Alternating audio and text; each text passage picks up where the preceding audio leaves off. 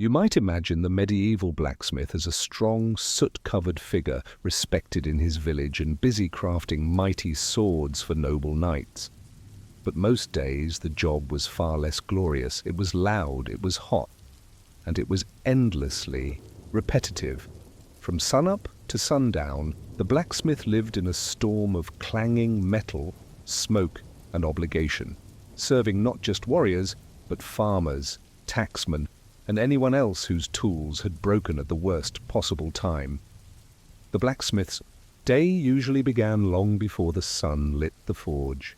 In the cold pre-dawn air, he would stumble from bed and stir the embers he'd buried in the coals the night before, hoping to spark the fire without having to start it fresh. Firewood was expensive, charcoal even more so, and the fuel never seemed to last as long as it should. Before he could even swing a hammer, he'd spend close to an hour fanning the bellows, feeding the fire, and coughing through the thick morning smoke. And this was the easy part. Once the forge was hot enough, the queue would begin. The village didn't run on swords. It ran on shovels, ploughshares, hinges, nails, buckets, and horseshoes, especially horseshoes. Every farmer had horses, and every horse seemed to lose a shoe at the worst time. The blacksmith could count on at least 6 or 7 horses a day, most of them muddy and restless. There was no romantic art to this, just the sound of hooves, the smell of burnt hoof, and the relentless heat of the forge. And don't forget repairs. A broken pothook, a bent latch, a cracked axe head. People brought whatever was metal and damaged, expecting it back by the next market day. Many brought no payment, a few paid in bread. One man offered the same half-sack of barley 4 times in 2 months. And if the smith refused, well, the village still needed him. But resentment grew quickly when a tool wasn't fixed on time. Reputation in these small communities was as fragile as a cooling blade. The work itself was physical in a way modern people rarely understand. A blacksmith didn't just swing a hammer, he lifted, angled, twisted, and braced himself against it. Anvils that weighed more than he did. Every blow had to land with purpose. One too soft, and the metal stayed dull. One too hard, and the workpiece cracked, sometimes flying off the anvil with dangerous speed. His arms ached constantly, his hands calloused so thickly that they sometimes split bled and kept on working. He sweated through winter. In summer, the heat was nearly unbearable. The forge didn't care about the season. It demanded the same intensity and the same precision, no matter the weather. The smith's clothing was simple, a wool tunic soaked with sweat, an apron stiff with grime. His boots were patched and heavy, often slick, from the water he used to quench tools and cool his burns. And there were always burns. Even a careful smith picked up more than a few. Little ones, mostly, flecks of molten slag landing on the skin, the occasional kiss of a hot iron against the wrist. Some scars faded, some didn't. A burn on the forearm was so common it might as well have been a badge of the trade.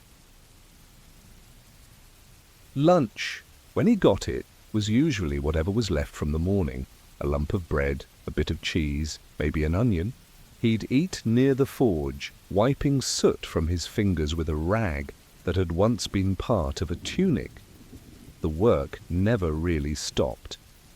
Even as he chewed, someone would come with a broken scythe or a piece of chainmail that needed mending, urgently. Of course, everything was always urgent. By the time the sun lowered, the forge walls would glow with residual heat. His arms would be leaden, his eyes rimmed with smoke. And yet the fire had to be banked properly, the bellows checked, the tools cleaned. A careless smith could lose everything overnight if the coals flared or a spark caught dry straw nearby. And, when it was finally quiet, when the hammer rested and the fire had settled to embers, the blacksmith would sit in silence and stare at his hands, cracked, swollen, soot-stained, still warm from the iron. but he knew that tomorrow the cue would return, and the forge would hunger again. The years wore on slowly. The blacksmith's arms, once thick with muscle, began to feel heavier. His fingers didn't close quite as tightly around the hammer handle, and his back stayed bent, even when he wasn't leaning over the anvil.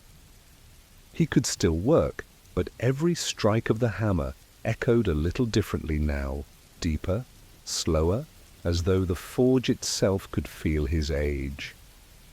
Still he opened shop each morning, still he lit the fire. Still he shaped the metal, one piece at a time. New boys came around sometimes, hoping to learn the trade. Some stayed a week, some an hour.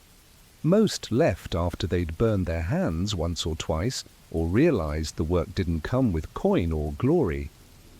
The few that stayed long enough to hold the tongs properly learned quickly that blacksmithing was not a path to praise, it was a path to quiet usefulness. And there was dignity in that if you had the patience to see it. In his later years, the blacksmith began keeping a small pile of broken tools beside the forge, not to fix, but to remember. Bits of shears, bent nails, rusted hinges, a piece of a shovel that had helped dig graves during the plague. Every item had been used, every item had served. He never explained the pile to anyone, but when he sat beside it at dusk, hands folded in his lap, he seemed content in a way that went beyond comfort. People still came to him, maybe more than before, not always with work, sometimes just to ask advice, or to sit while their horse rested, or to borrow the tools they didn't own themselves. The blacksmith never turned anyone away. He didn't smile much, but he listened. And when someone asked how he'd done the same job for 40 years, he'd shrug and say, "The fire never runs out of work." When he finally passed, there was no grand procession, no statue, just the sound of a hammer laid gently beside the anvil, and a forge left cold for the first time in decades. A younger smith took over, someone who had learned enough to respect the trade, even if he couldn't yet master it. But the village felt it. The air outside the forge seemed different, quieter. The bell on the door didn't ring for a few days. People paused when walking by. Some left small offerings near the door, a loaf of bread, a hand-forged nail, a scrap of iron, not because they were told to, but because they remembered. And in the months that followed, when the new smith struck his first true iron, the echo sounded familiar, as if the stone walls remembered the rhythm, as if the tools knew their way back to work, because while no one carved the blacksmith's name into marble, his work remained, in gates that still opened, in tools that still held, in lives made quieter, easier, stronger, one hammer strike at a time. Getting dressed in the Middle Ages wasn't a matter of choice. There were no wardrobes, no outfits for mood or occasion. You wore what you had, and what most people had was wool. Not the soft, luxurious kind spun into cozy modern sweaters, but rough, coarse and scratchy wool, often poorly cleaned and minimally processed. It was thick when it didn't need to be, heavy when wet, and nearly impossible to dry quickly in the damp chill of a medieval home. And yet the wool tunic was the staple garment for centuries. Everyone wore it, from peasants in the fields to scholars in the monasteries. The only difference was the cut, the color, and how much it itched. The morning began with cold air. Inside a thatch-roofed house with little insulation, your breath would fog even indoors.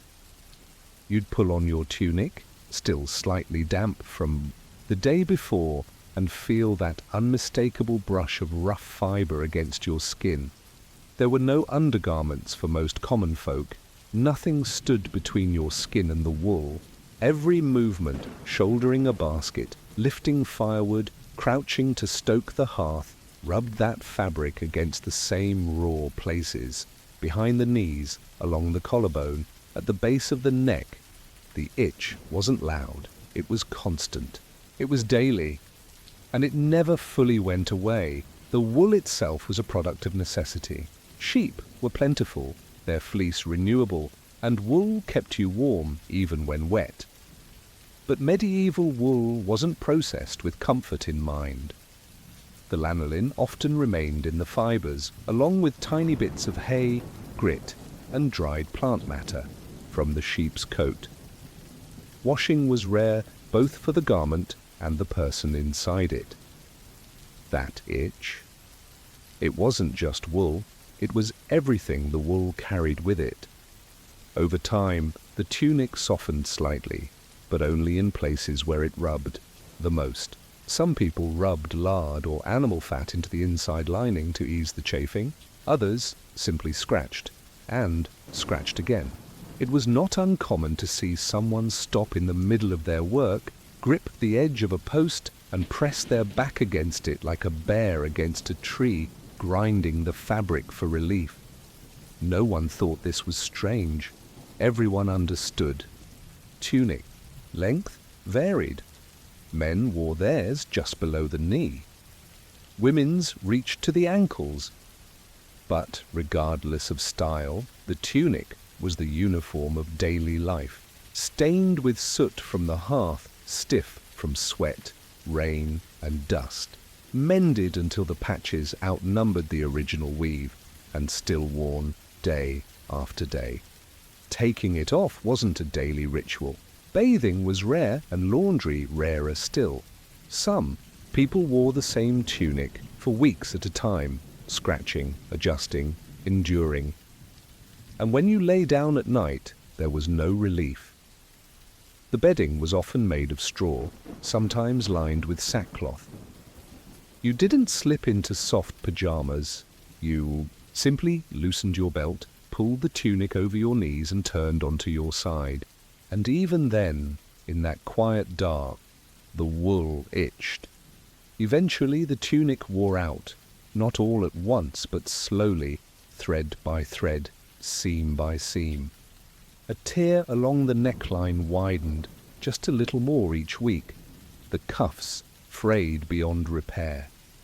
The hem, once dragged through dirt and snow, thinned to the point where even a patch wouldn't hold. There came a moment when the tunic, stretched and strained by years of weather and work, could no longer be mended. But still it wasn't thrown away. Cloth was too valuable for that. Old tunics found second lives. They became cleaning rags, quilt stuffing, or binding for wounds. Sometimes they were torn into strips and wrapped around tired feet. The wool that had once itched your skin now cushioned your steps. It followed you even after you stopped wearing it, a part of you whether you wanted it or not. And so the cycle began again. A new tunic, stiff and coarse, was pulled on. The familiar scratch returned. It clung to your back, your elbows, the backs of your thighs. You rolled your shoulders, tugged at the sleeves, scratched behind your ear. You would break it in eventually. The wool would soften in places, though never entirely. You'd wear it through spring planting, summer dust, autumn rains, and winter frost. It would darken with ash, absorb the scent of your work, and settle into your shape. And one day it too would be patched and worn and finally put to rest. But until then, it remained with you, a garment of necessity, of stubborn comfort, of quiet endurance. It didn't ask for attention. It didn't shine or shimmer. It simply held you through hunger and harvest, sleep and sickness, joy and hardship. And though it itched, though it scratched, it stayed. And long after your name faded from memory, long after your stories stopped being told, a single stitch in an old tunic might remain buried beneath a stone wall or pressed into a forgotten bundle in the earth, still holding the shape of a life once lived. The Roman bathhouse was a place of noise, water, conversation, and steam, at least during the day. By mid-morning, the baths were filled with bodies. The air was thick with heat and scent, perfumes, oils, sweat, and wet stone. The caldarium steamed. The tepidarium hummed with low conversation. Slaves moved quickly with towels and buckets. But once the sun slipped below the rooftops, the heat began to fade, the guests disappeared, and the bathhouse passed into the hands of those no one noticed, the cleaners, the stokers, the silent crew of the night shift. At one such bathhouse on the outskirts of the Aventine Hill, a man named Gaius reported for work as the last guests filtered out. He wasn't a servant to a senator or a bathhouse attendant trained in massage. He was part of the team responsible for cleaning everything. Floors slick with oil, drains clogged with stray hair, benches stained with sweat. By the time Gaius arrived, the bathhouse was quiet, but not restful. The air was still warm, still damp, and always heavy. The kind of heat that clung to you even when you stopped moving.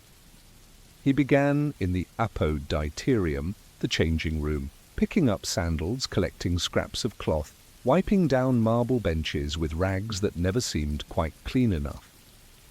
The floor was always dusty, despite the water. Bits of crushed soap, discarded fig skins, dried mud from a senator's sandal. Gaius knelt and swept it all by hand. He carried a lantern with him, and its flickering light stretched across tall walls lined with cubbies and hooks, now mostly empty. The quiet at this hour was strange, not peaceful exactly, but suspended, as if the walls were still remembering the day. Once the changing rooms were clean, he moved deeper into the bath complex. The tepidarium, warm and echoing, with its domed ceiling and round tub, held the faint smell of old rose oil. The air here never fully cooled, and the floor stayed slick. Gaius moved slowly, placing each foot with care, as he scrubbed along the edges of the tiles where soap residue collected like dust in a corner. Every bathhouse had its own rhythm, and Gaius knew this one well. He didn't need to look up to find the next doorway. He could walk the corridors in darkness and still find the broom, the bucket, the rag, left hanging on a nail. But the hardest part of the night wasn't the cleaning. It was the furnace. Behind the bathhouse, beyond the quiet, marble and mosaics lay the furnace room, a dark, choking chamber of ash and heat where the Hippocaust, Rome's underground heating system, lived and breathed. Gaius didn't tend the fire himself, but he helped haul the fuel.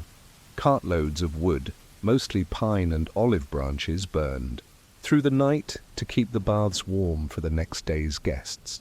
The stokers, bare-chested and blackened with soot, worked without pause, feeding the flames through small arches that glowed like mouths of gods. By the time Gaius returned to the main hall, his tunic stuck to his skin, his eyes stung from smoke, and the smell of ash had replaced any trace of lavender in the air. And yet there was more to do, because tomorrow the baths would open again, and the floors had to shine. By the time the first light touched the city's tiled rooftops, Gaius had finished.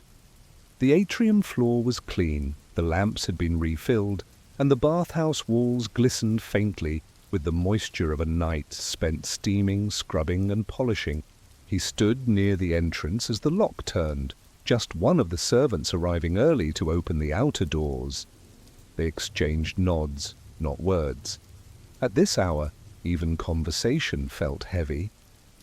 Gaius dipped his hands into a small basin and rinsed them. Though the water only shifted the grime around, his fingernails were dark, his wrists marked by hours of lifting, his legs sore from crouching and scrubbing.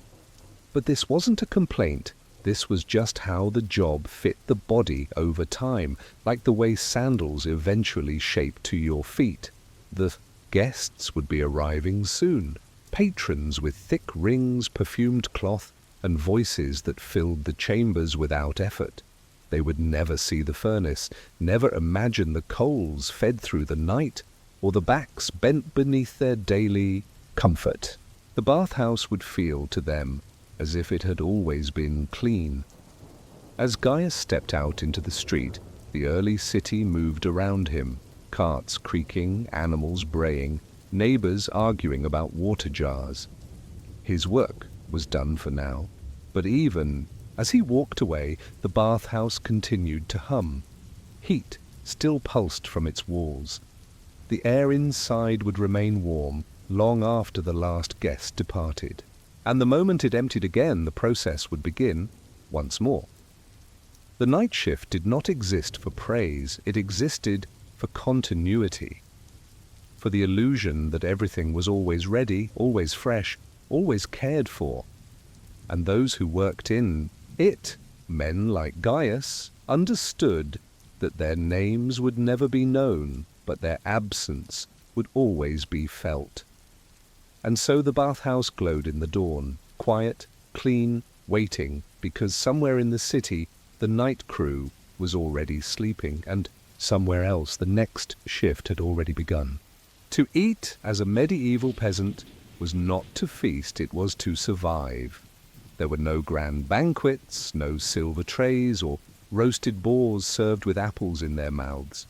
There was bread, there was porridge, and sometimes, if the harvest had been kind and the weather not too cruel, there were a few vegetables from the garden, but most days eating was less about pleasure and more about making it through to the next meal, or the next day. The bread was the center of everything, not soft or fluffy, not sliced or warm from a bakery oven. It was coarse, dense, dark from rye or barley or whatever grain could be grown on tired land. Wheat was reserved for those with coin or favor. For peasants, the bread was called maslin, a mix of flours that came together into loaves that could last days without spoiling, mostly because they were too dry to attract much more than insects. The crust was hard, the inside dense. A bite took effort, and grit, tiny bits of stone, was baked right into it. The grinding process used millstones that shed their own dust into the flour. No one sifted it out. No one could afford to. Over time, that grit wore down teeth. You didn't lose your molars from candy, you lost them from bread.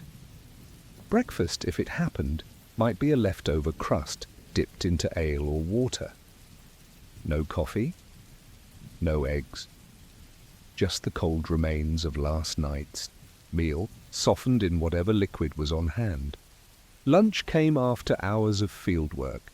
It might be a bit of pottage, a stew made from boiling everything in one pot. Some cabbage, maybe leeks, a few turnips, lentils if you were lucky, herbs if they hadn't gone bitter, meat rarely, perhaps a bit of salted pork or bones used mostly for flavor. More often it was just thick vegetable mush served with another piece of that same bread. There were no separate dishes. Everyone dipped from the same pot. Children, parents, grandparents, spooning from the top, hoping for the good bits before the broth settled. Cutlery was rare. Hands were common. And dinner? Lighter if it came at all. A second bowl of pottage, another heel of bread. Sometimes a bit of cheese, if the cows hadn't dried up and the weather hadn't turned too cold for grazing. Food was tied to the earth. If the harvest failed, so did the meals. If the mill broke, the bread didn't come. If the weather refused to cooperate, hunger followed close behind. Every bite reminded peasants not just of the season, but of their dependence on land, on sky, on luck. And yet they ate. Slowly, quietly, with cracked bowls and calloused hands. Because even if the food scratched your throat and ground down your teeth, it kept you going, and going was enough. Hunger was always close. Even in good years, meals were thin and stretched as far as they could go. In bad years, when frost came too soon, or rains ruined the barley, the meals grew smaller and mealtimes farther apart. People learned to eat what was available, not what they preferred. Acorns boiled and bitter, nettles, wild onions pulled from the edge of the path. Anything that could be chewed and swallowed became part of the menu. Foraging was a quiet skill passed between generations. Children learned to spot sorrel and dock, plants that softened when stewed and filled the stomach, if not the soul. Women knew where to find mushrooms and when not to trust them. Men brought home rabbits when they were lucky, though many rabbits belonged to the Lord and catching them could mean punishment. Still, hunger made bold choices seem reasonable. On most days, the only meat came from bits of pork fat. Trimmings cured into tough, salty chunks meant to flavor a pot rather than feed a belly. Salt itself was precious, used carefully, stored away from damp. Without it, food spoiled quickly. Butter was rare. Milk, if not turned into cheese, soured fast unless the weather stayed cold. Eggs might appear on feast days or when a hen laid more than expected. There were celebrations, of course, harvest festivals, saints' days, weddings, moments when tables were crowded and bread was fresh and sometimes even white. On those days, pies might appear, filled with dried fruit or meat too old to eat plainly. Ale flowed more freely, but these were exceptions, not routines. They came and went like warm winds, remembered more for their rarity than their flavor. Most of the year, food was work. Every step, grinding, boiling, drying, storing, required effort. Grains were often stored in sacks above the floor to keep them from rats. Apples were dried on cloth near the fire. Herbs hung in bunches over doorways to preserve them against the long winter. There were no cellars filled with comfort, only shelves of clay pots sealed with wax, marked with hopeful memories of last season's labor. And in all of it, bread remained.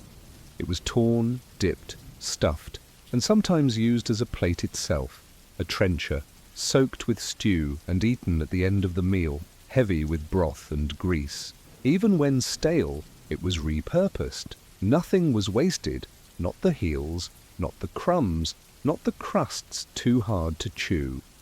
These were soaked, mashed, or thrown to the chickens, which in turn became part of next season's soup, if they weren't laying.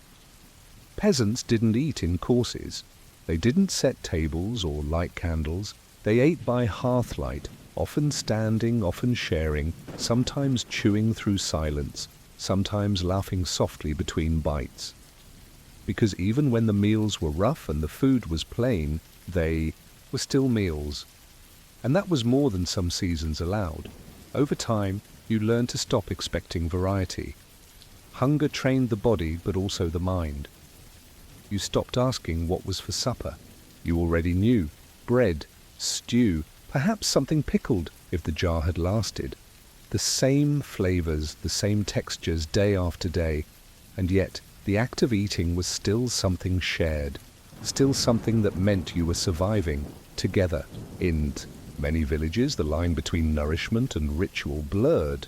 The first loaf of a new harvest might be blessed or broken with extra care. The last onion, saved through the long winter, might be sliced with reverence. Children were taught not just to chew, but to understand the journey of what filled their mouths, how it grew, how it was stored, how many hands touched it before it reached the bowl. It was not just food, it was effort, it was endurance. In households with nothing left to eat, hunger shaped time itself. People drank more ale, watered it down, and called it supper. They chewed on herbs to keep their stomachs from aching. They dug deeper into storage pits, praying that one forgotten turnip might still be firm enough to boil. Famine was never far, and neither was the quiet fear that came with it. But even through scarcity, the meals held meaning. A mother might save the softest part of the loaf for her child. A grandfather might let his broth go cold while he waited for everyone else to finish. Food was a language long before it was a science, a way to show care without saying a word. As years passed, the stories of meals became stories of survival. People remembered the hard winters, the generous neighbors, the strange stew that somehow got them through. They passed down recipes not because they were delicious, but because they had worked, because they had fed a family once, because they had kept someone breathing long enough to see another spring. And when the old tunics wore thin, when the roots leaked, and the soil refused to give more than weeds, the peasants still gathered around the hearth. They still ate together, scraping the last bits from the pot, tearing bread into pieces, dipping it into the same bowl. Not because the food had changed, but because it meant they hadn't given up. Imagine waking up not to an alarm clock, not to a scheduled hour, but to the sound of roosters, the color of the sky, or the ringing of a distant bell you didn't control. This was time in the Middle Ages. It wasn't something people wore on their wrists or measured to the minute. It was something they felt, guessed, and sometimes got entirely wrong. The calendar existed, yes, but few trusted it. Time, for most people, was not a tool. It was a rumor. In a village far from any city, a day began when the light changed. Not when the sun rose exactly, but when the skies softened from black to blue-gray. It was the kind of shift you saw in the corner of your eye as you stirred the fire or carried a pail to the stream. There were no clocks on the wall, no chiming church tower, just the rhythm of chores and the seasons. And seasons weren't as tidy as they are in textbooks. Spring didn't start on a date. It started when the frost stopped killing the seedlings. Summer began when the soil could be worked without sticking to your ankles. And winter, true winter, was marked by the morning you had to break the ice in the water bucket indoors. The calendar, such as it was, belonged to the church.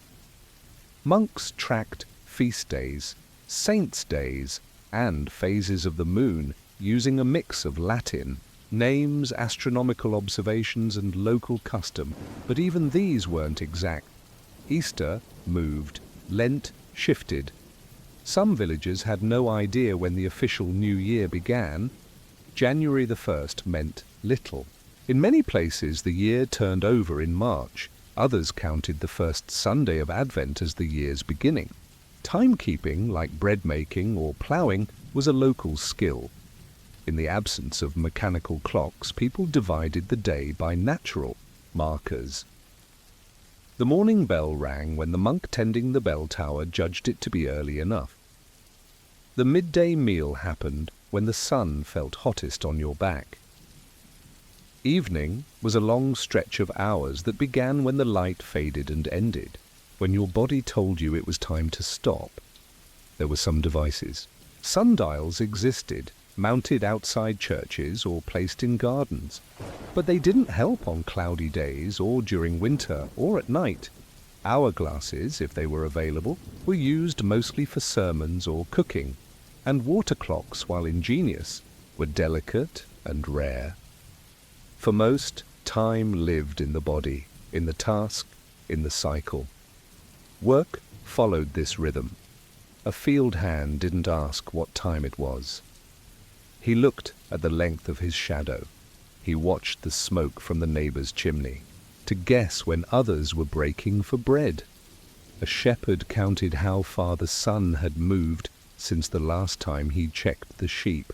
And a woman weaving indoors might work by the change in candlelight or the way her fingers began to ache. Time was flexible. One day could feel longer than another simply because it was harder. A cold morning stretched out. A rainy afternoon dragged. No one said, "It's 3 p.m. They said, "It's the hour of the third bell," or "It's near Vespers," or "It's the time when the sun falls behind the church roof." But even these phrases varied from town to town, because in the Middle Ages there was no single time, there was only yours. Even when people tried to organize time, it didn't always cooperate. The calendar itself wasn't entirely stable. It was based on the Julian system, introduced centuries earlier by Julius Caesar, which added a leap day every 4 years. But it didn't align perfectly with the solar year, off by just minutes. Each cycle, which slowly pushed the calendar out of sync with the actual seasons. By the late Middle Ages, spring festivals sometimes arrived before winter had truly ended. The saints' feast days began to drift, and no one quite agreed when the equinox was supposed to fall. Villagers didn't notice this drift directly. They weren't consulting astronomers, but they did notice when planting by the calendar didn't match planting by the soil. That's when old habits resurfaced. People trusted the weather more than the written date. A grandmother's aching joints were often more accurate than a monk's parchment chart. The bird's return told more than the priest's announcement. And then there were the saints. So many saints.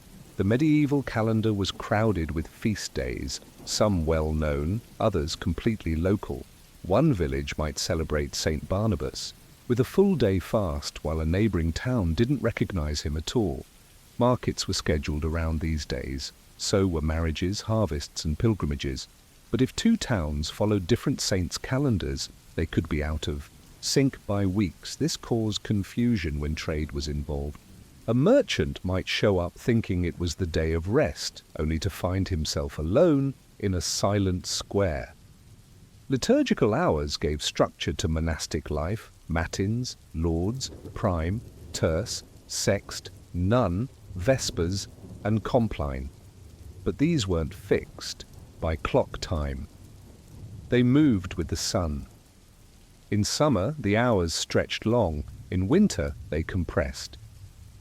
The monks adjusted their prayers accordingly. A bell would signal each time to gather, but the timing shifted day by day. The rhythm mattered more than the number. Even something as simple as a birthday wasn't always certain. Most peasants didn't know the day they were born. If a record was kept, it lived in the church ledger, provided the priest had written it down correctly. And if that ledger was damaged or lost, so was the date. People aged in seasons. You were born the year the barley failed, or 2 winters before the frost stayed too long. You were old when your back bent. You were young when your hands had yet to callous. Numbers didn't matter as much as readiness. In cities, things were a little more organized. Mechanical clocks began to appear on towers in the 13th and 14th centuries. Huge, clunky things that rang bells but didn't always keep accurate time. Still, people gathered to listen. Not to know the hour precisely, but to hear something that sounded official. It was a kind of confidence, even if the clock was wrong by 20 minutes. But rural life clung to the older rhythms. Moon phases mattered more than dates. The time to slaughter pigs or gather herbs was told not by calendar squares but by the signs of the sky. And while monks might calculate the new moon using complicated charts, a herder just looked up and squinted. Through it all, time flowed not like numbers ticking forward, but like a river with bends and backwaters. You followed it because you had to. But no one truly believed they could control it. They just tried to stay afloat. In the heart of a medieval manor estate, tucked behind the noise of the blacksmith's hammer and the chatter of market stalls, there sat a small stone building. It had no carvings, no banners, and no guests. Its windows were few, and its door rarely opened without a reason. Inside, lit by narrow slits of sun and the occasional tallow candle, worked a man whose name would never be remembered outside his village. He wasn't a knight. He wasn't a priest. He was the reeve's scribe, the man who counted every grain of tax owed, received, and stored. His days began before the carts rolled in from the fields, not with action, but with ink. He'd warm the end of his quill in his hands and dip it into a small jar made of horn or clay. Then he'd unroll the parchment or lift a wooden tally board, worn smooth from years of careful scratching. His tools weren't luxurious, they were practical. A knife to sharpen the quill, a stone weight to hold the paper still, and a bit of wax for sealing the final sums. The job sounded simple to outsiders. Count what the peasants owed in grain, record what they delivered, and make sure no one kept more than they should. But nothing in the job was easy. First, there was the inconsistency. Not all grain was equal. Some was rye, some barley, some wheat. Some had been dried properly, some hadn't. Some sacks were full. Others had been padded with straw or hidden stones. And it was his job to know the difference, by weight, by texture, by feel. Each delivery came with its own complications. A cart might arrive half full, the driver explaining that bad roads or a broken axle delayed the rest. A farmer might swear that his yield was short because of a worm infestation or unexpected hail. And while these claims might be true, they were irrelevant to the ledger. The tax owed was based on expectation, not weather. And so the grain was weighed, one heavy sack at a time. He would lift a scale suspended from a timber beam, placing standardized stone weights on one end and grain on the other. It had to balance. No guesswork, no negotiation. If the weight was short, it was recorded. If the grain was wet, it was docked. If a sack split open and spilled across the barn floor, it was still counted, swept up by hand, kernel by kernel. And everything, every pound, every discrepancy, every excuse, was written down, not in full sentences, but in codes and marks, in a kind of shorthand that other scribes could understand, but few outside their world ever tried to learn. Columns of lines, rows of dots. A mark meant partial payment. A slash meant promised delivery. A blot of ink, misplaced, could mean I'd skeek a full day's rework. He didn't speak much during the work. Numbers had their own voice, and the weight of grain didn't change no matter who was talking. This was how time passed, not by seasons or festivals, but by sacks. A good year meant longer hours. A bad year meant more arguing. And through it all, the scribe sat in his shadowed room, counting the food that would never be his. The more grain that passed through the scribe's hands, the more careful he had to be. Mistakes weren't just numbers, they were accusations waiting to happen. If the total didn't match the expected sum from the Lord's clerk, it was his error. If a farmer insisted he had delivered more than recorded, it was the scribe's word against a man with a family to feed. No one wanted to be short. No one wanted to be taxed twice. But someone always felt cheated. To avoid suspicion, he became methodical, slower, more precise with every sack. He marked the ledgers as he went, double-checked weights when possible, and sometimes counted the same batch twice to be certain. Still he heard the murmurs. The reeve claimed he was too lenient. The farmers grumbled that he was cold, unfair, maybe even in league with the manor's steward. The truth was he was just tired of seeing good grain spoiled in the rain. Tired of listening to excuses he could not accept. Tired of calculating fairness in a system that had none. Storage, was part of the burden too. The collected grain had to be sorted and stored in bins or silos within the manor grange. Some was for the Lord's table, some for market, some held in reserve for bad harvests. Rot was the enemy. Mice, mould, dampness, they crept into every corner. The scribe wasn't the one who climbed into the bins with a shovel, but he kept records of spoilage, noting how much went bad, where, and when. If a mouse got in and ruined a batch, someone had to be blamed. The scribe often ended up the easiest target. During quiet hours, when the carts had stopped and the last sack had been hauled indoors, he would recheck the ledger by candlelight. His fingers darkened with dust, his eyes, squinting over, faded. Marks he'd calculate once again. How much had arrived, how much was owed, how much would be missed. It was a lonely kind of arithmetic. He didn't farm the land, he didn't bake the bread, and yet his numbers stood between the two. There was a kind of irony in it. The scribe didn't grow grain, yet he handled more of it than most farmers ever saw. He didn't touch the soil, but he felt its failure first, when yields came short and the sacks arrived half empty. He tasted hunger only when his small payment didn't stretch far enough, but he knew before anyone else which families would go hungry in winter, not because they told him, but because their grain was light. The weight spoke more honestly than they could. And still the count went on, even when the math didn't add up, even when he knew it meant someone would suffer, because the ledger couldn't lie, and he couldn't afford to. By the end of each season, the scribe's ledger grew thick with ink and error, adjustments and amendments. Pages curled at the edges from the damp. Some entries faded under candle smoke, but the numbers remained. Lines of labor recorded without emotion.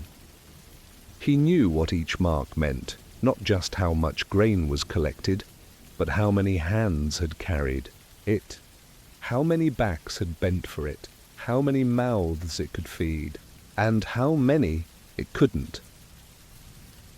When winter came and the fields fell quiet, his work didn't stop. He was tasked with planning. How much grain would be sold, how much stored, how much milled. He rarely got to decide. Those decisions belonged to men who wore finer cloaks. But his numbers shaped those decisions.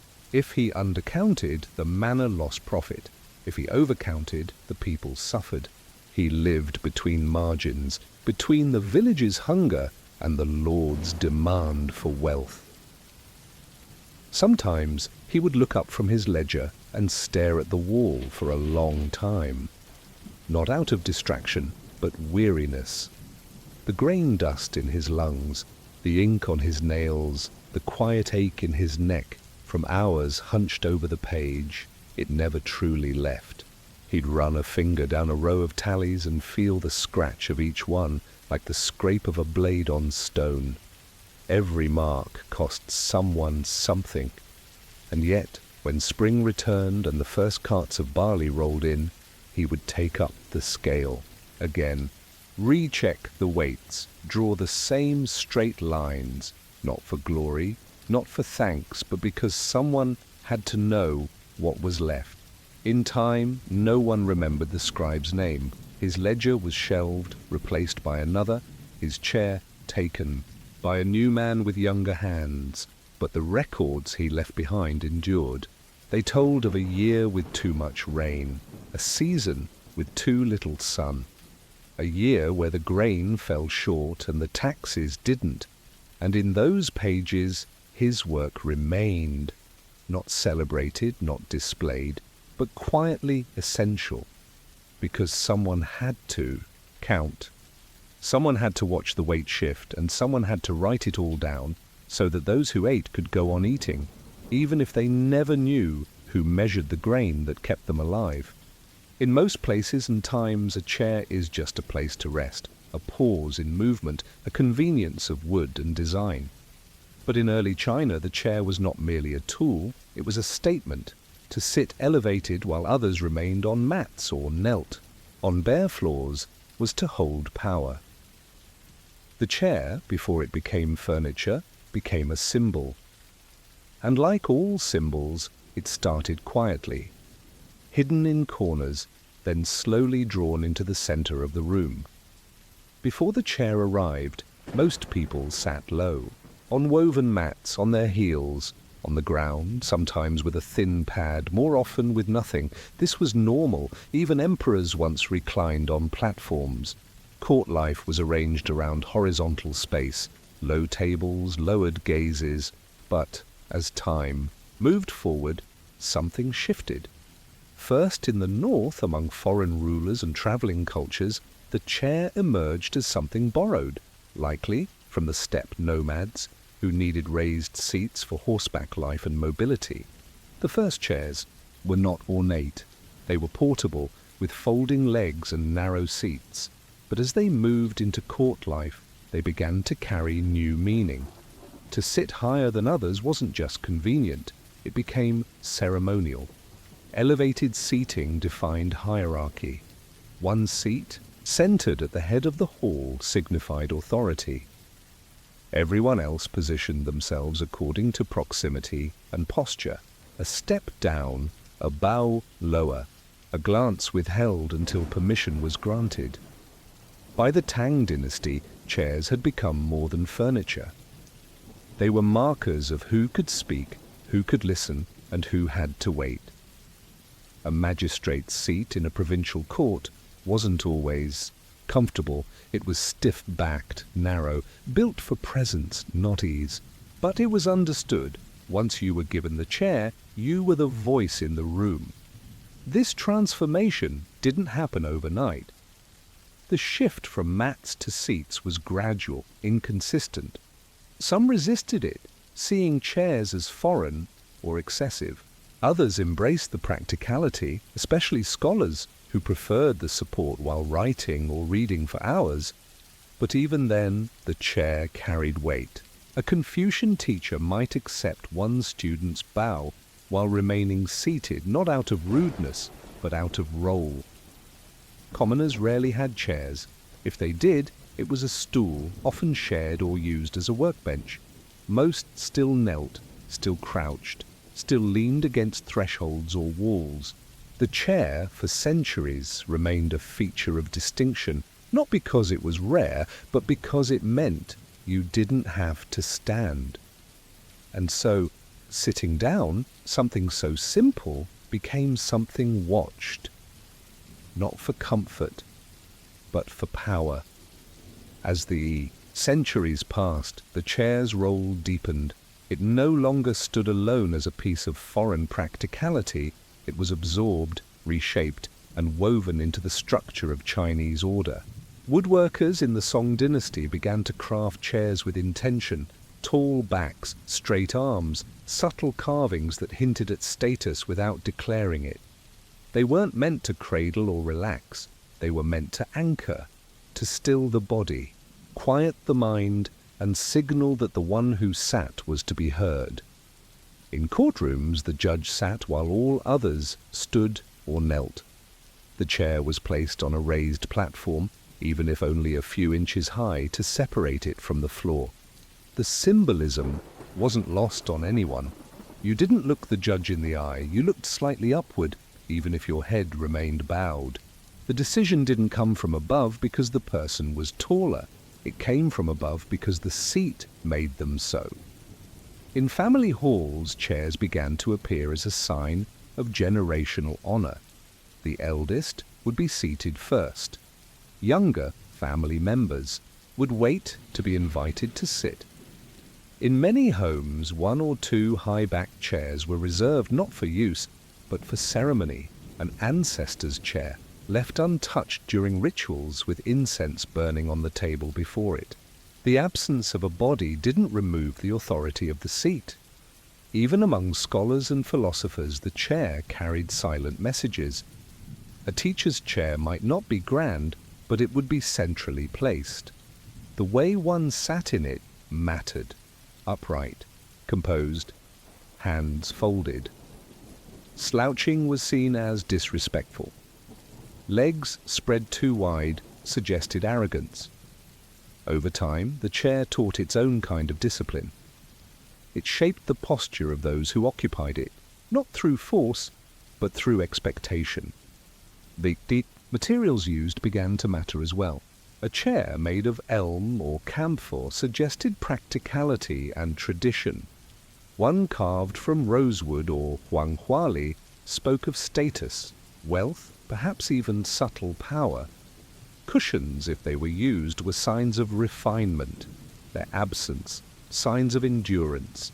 Everything down to the curve of an armrest or the placement of a footstool communicated something to those who observed it.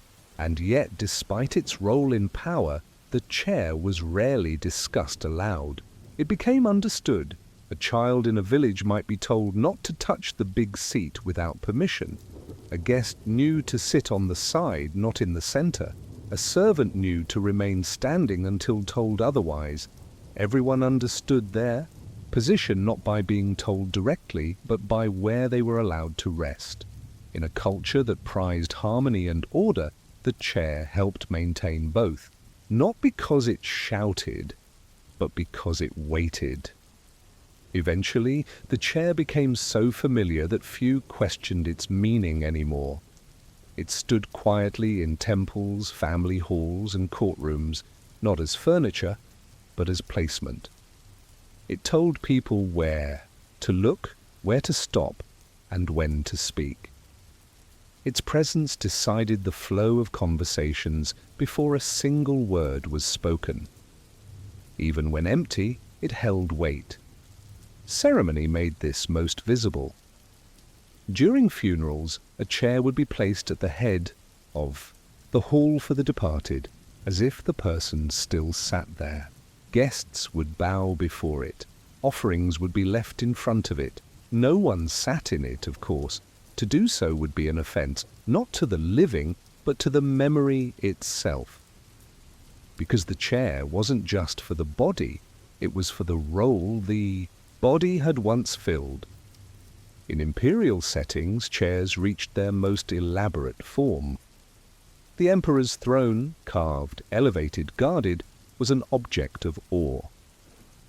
But it followed the same idea as the simplest wooden stool in a village. To sit was to signal.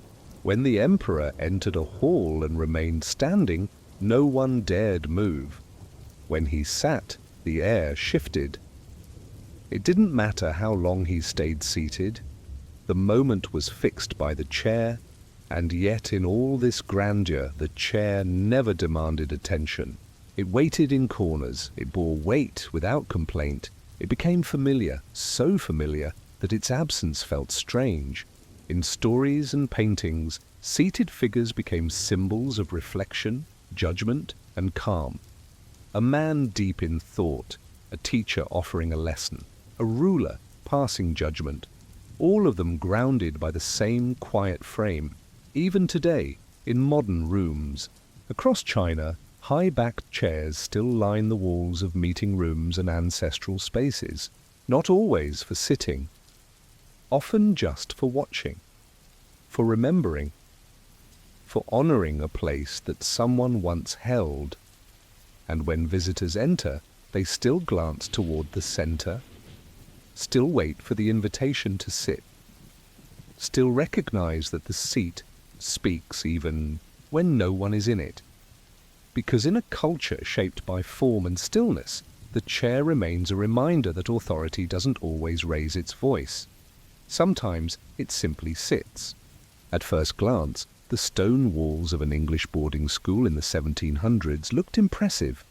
Arched doorways, high windows, and the quiet dignity of a building meant to instill discipline.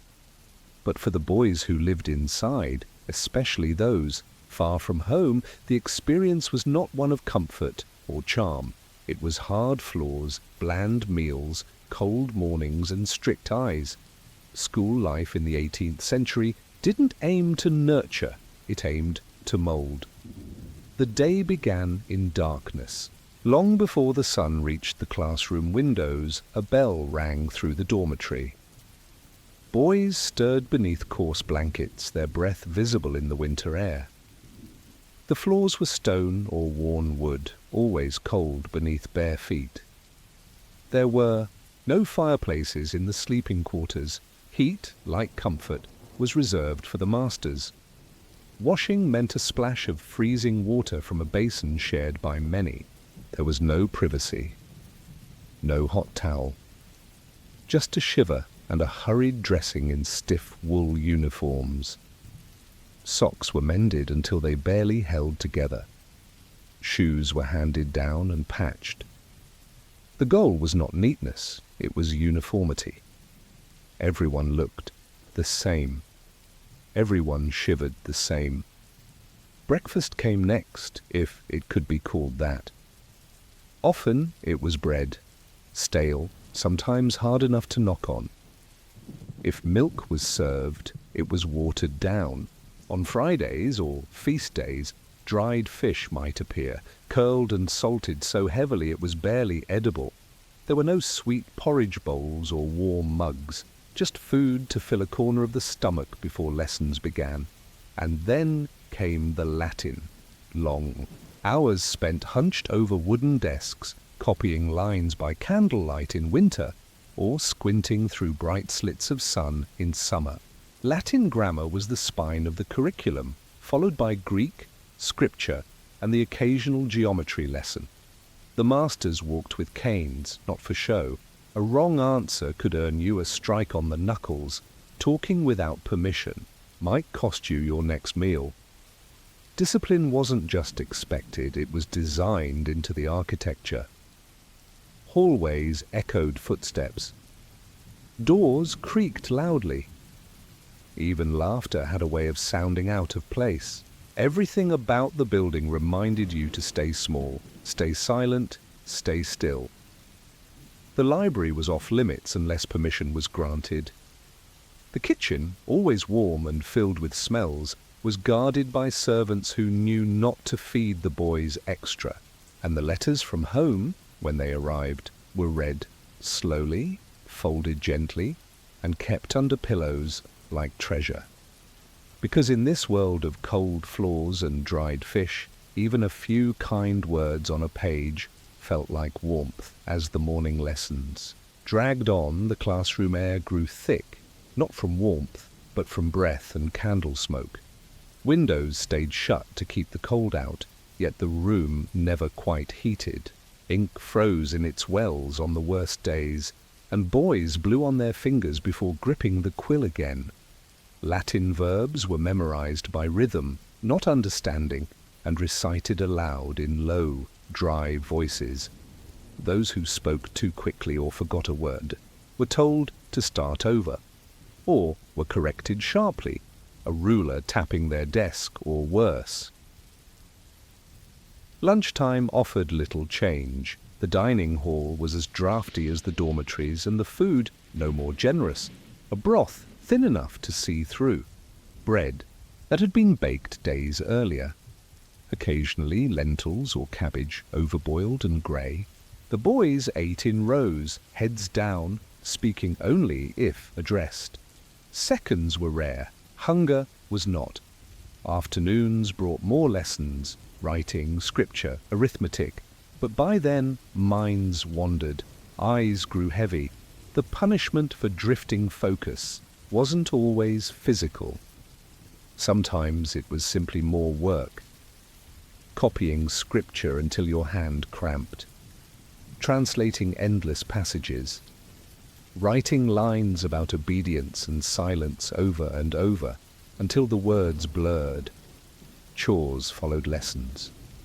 Some boys swept the dormitories, others scrubbed basins, emptied chamber pots, or carried firewood if the masters deemed it necessary. These tasks were part of the formation of character, though no one ever said that aloud. It was just known. Work kept idle thoughts away, and idleness was the enemy of discipline. Letters were written under supervision. There was no room for complaining. A boy who wrote of hunger or bruises might find his letter never posted. Better to write of books, of the weather, of how Latin was going. Some boys wrote to no one at all, orphans or sons of far-off soldiers, yet still sat at the writing tables, scratching out half-finished sentences for the sake of looking occupied. Evenings came early, especially in winter. The last of the candlelight was saved for chapel, where boys sat stiffly in rows, reciting prayers they barely understood, their lips moving in time with the master's. Some dozed, some stared at the floor, counting the stones. The older boys knew how to seem attentive without listening. The younger ones learned quickly. After prayer, it was back to the dormitories. Blankets were thin, beds narrow, no pillows, just straw-filled sacks that shifted noisily under weight. Boys whispered until they were shushed. Sometimes someone cried, quietly, into the wool of their sleeves. Not always from homesickness, sometimes just from the weight of it all. And still, tomorrow would begin the same way, with the cold floor, the stiff uniform, and the bell. Over time, the boys adapted. They didn't grow comfortable exactly, they just learned to move within the discomfort. To fold their legs quickly in the mornings to keep them from numbing on the cold stone. To chew stale bread longer so it wouldn't hurt their teeth. To answer quickly when called upon, even if they didn't understand the question. And to keep their heads low when the cane was nearby. Some found small corners of comfort. A favorite bench in the chapel where the wind didn't reach. A master who read scripture with a rhythm that lulled you into stillness. A moment by the kitchen door when the smell of stew drifted out. These were tiny mercies, but they mattered. They made the hard floor bearable, the silence survivable. Friendships formed in whispered fragments during shared chores or long candlelit evenings, elbows pressed side by side over slates. They rarely involved much talking, just quiet recognition, a passed crust of bread, a warning glance when trouble was near. Boys learned to trust each other not through stories, but through shared endurance. The years passed slowly, but they passed. The youngest boys grew tall, the tall ones grew lean, and all of them learned to walk with back straight and eyes lowered. Some would leave the school for universities, some would become clergymen, others would vanish into trades or the army, carrying the sound of chapel bells and the smell of cold ink with them. Whatever path they took, the school left its shape on them. They remembered the way the desks creaked, the sting of soap on frozen fingers, the feel of a letter tucked beneath a straw mattress, not as wounds, but as textures, as proof they had lived through something quiet and hard. And long after they left, the building remained, the same stone, the same worn wooden floors, the same bells echoing down empty halls in winter. And somewhere inside, another boy was rising, to the sound of that bell, pulling on the same uniform, stepping barefoot onto the same cold floor. A bell doesn't ring itself into a tower. Before it ever sings across rooftops or marks the hour in a village square, it must be lifted, not just moved, but raised, angled, and placed with the care of something sacred. In the Middle Ages and well into early modern Europe, installing a large church bell was less about celebration and more about calculation. One wrong move and months of work and a fortune in metal would be lost in seconds.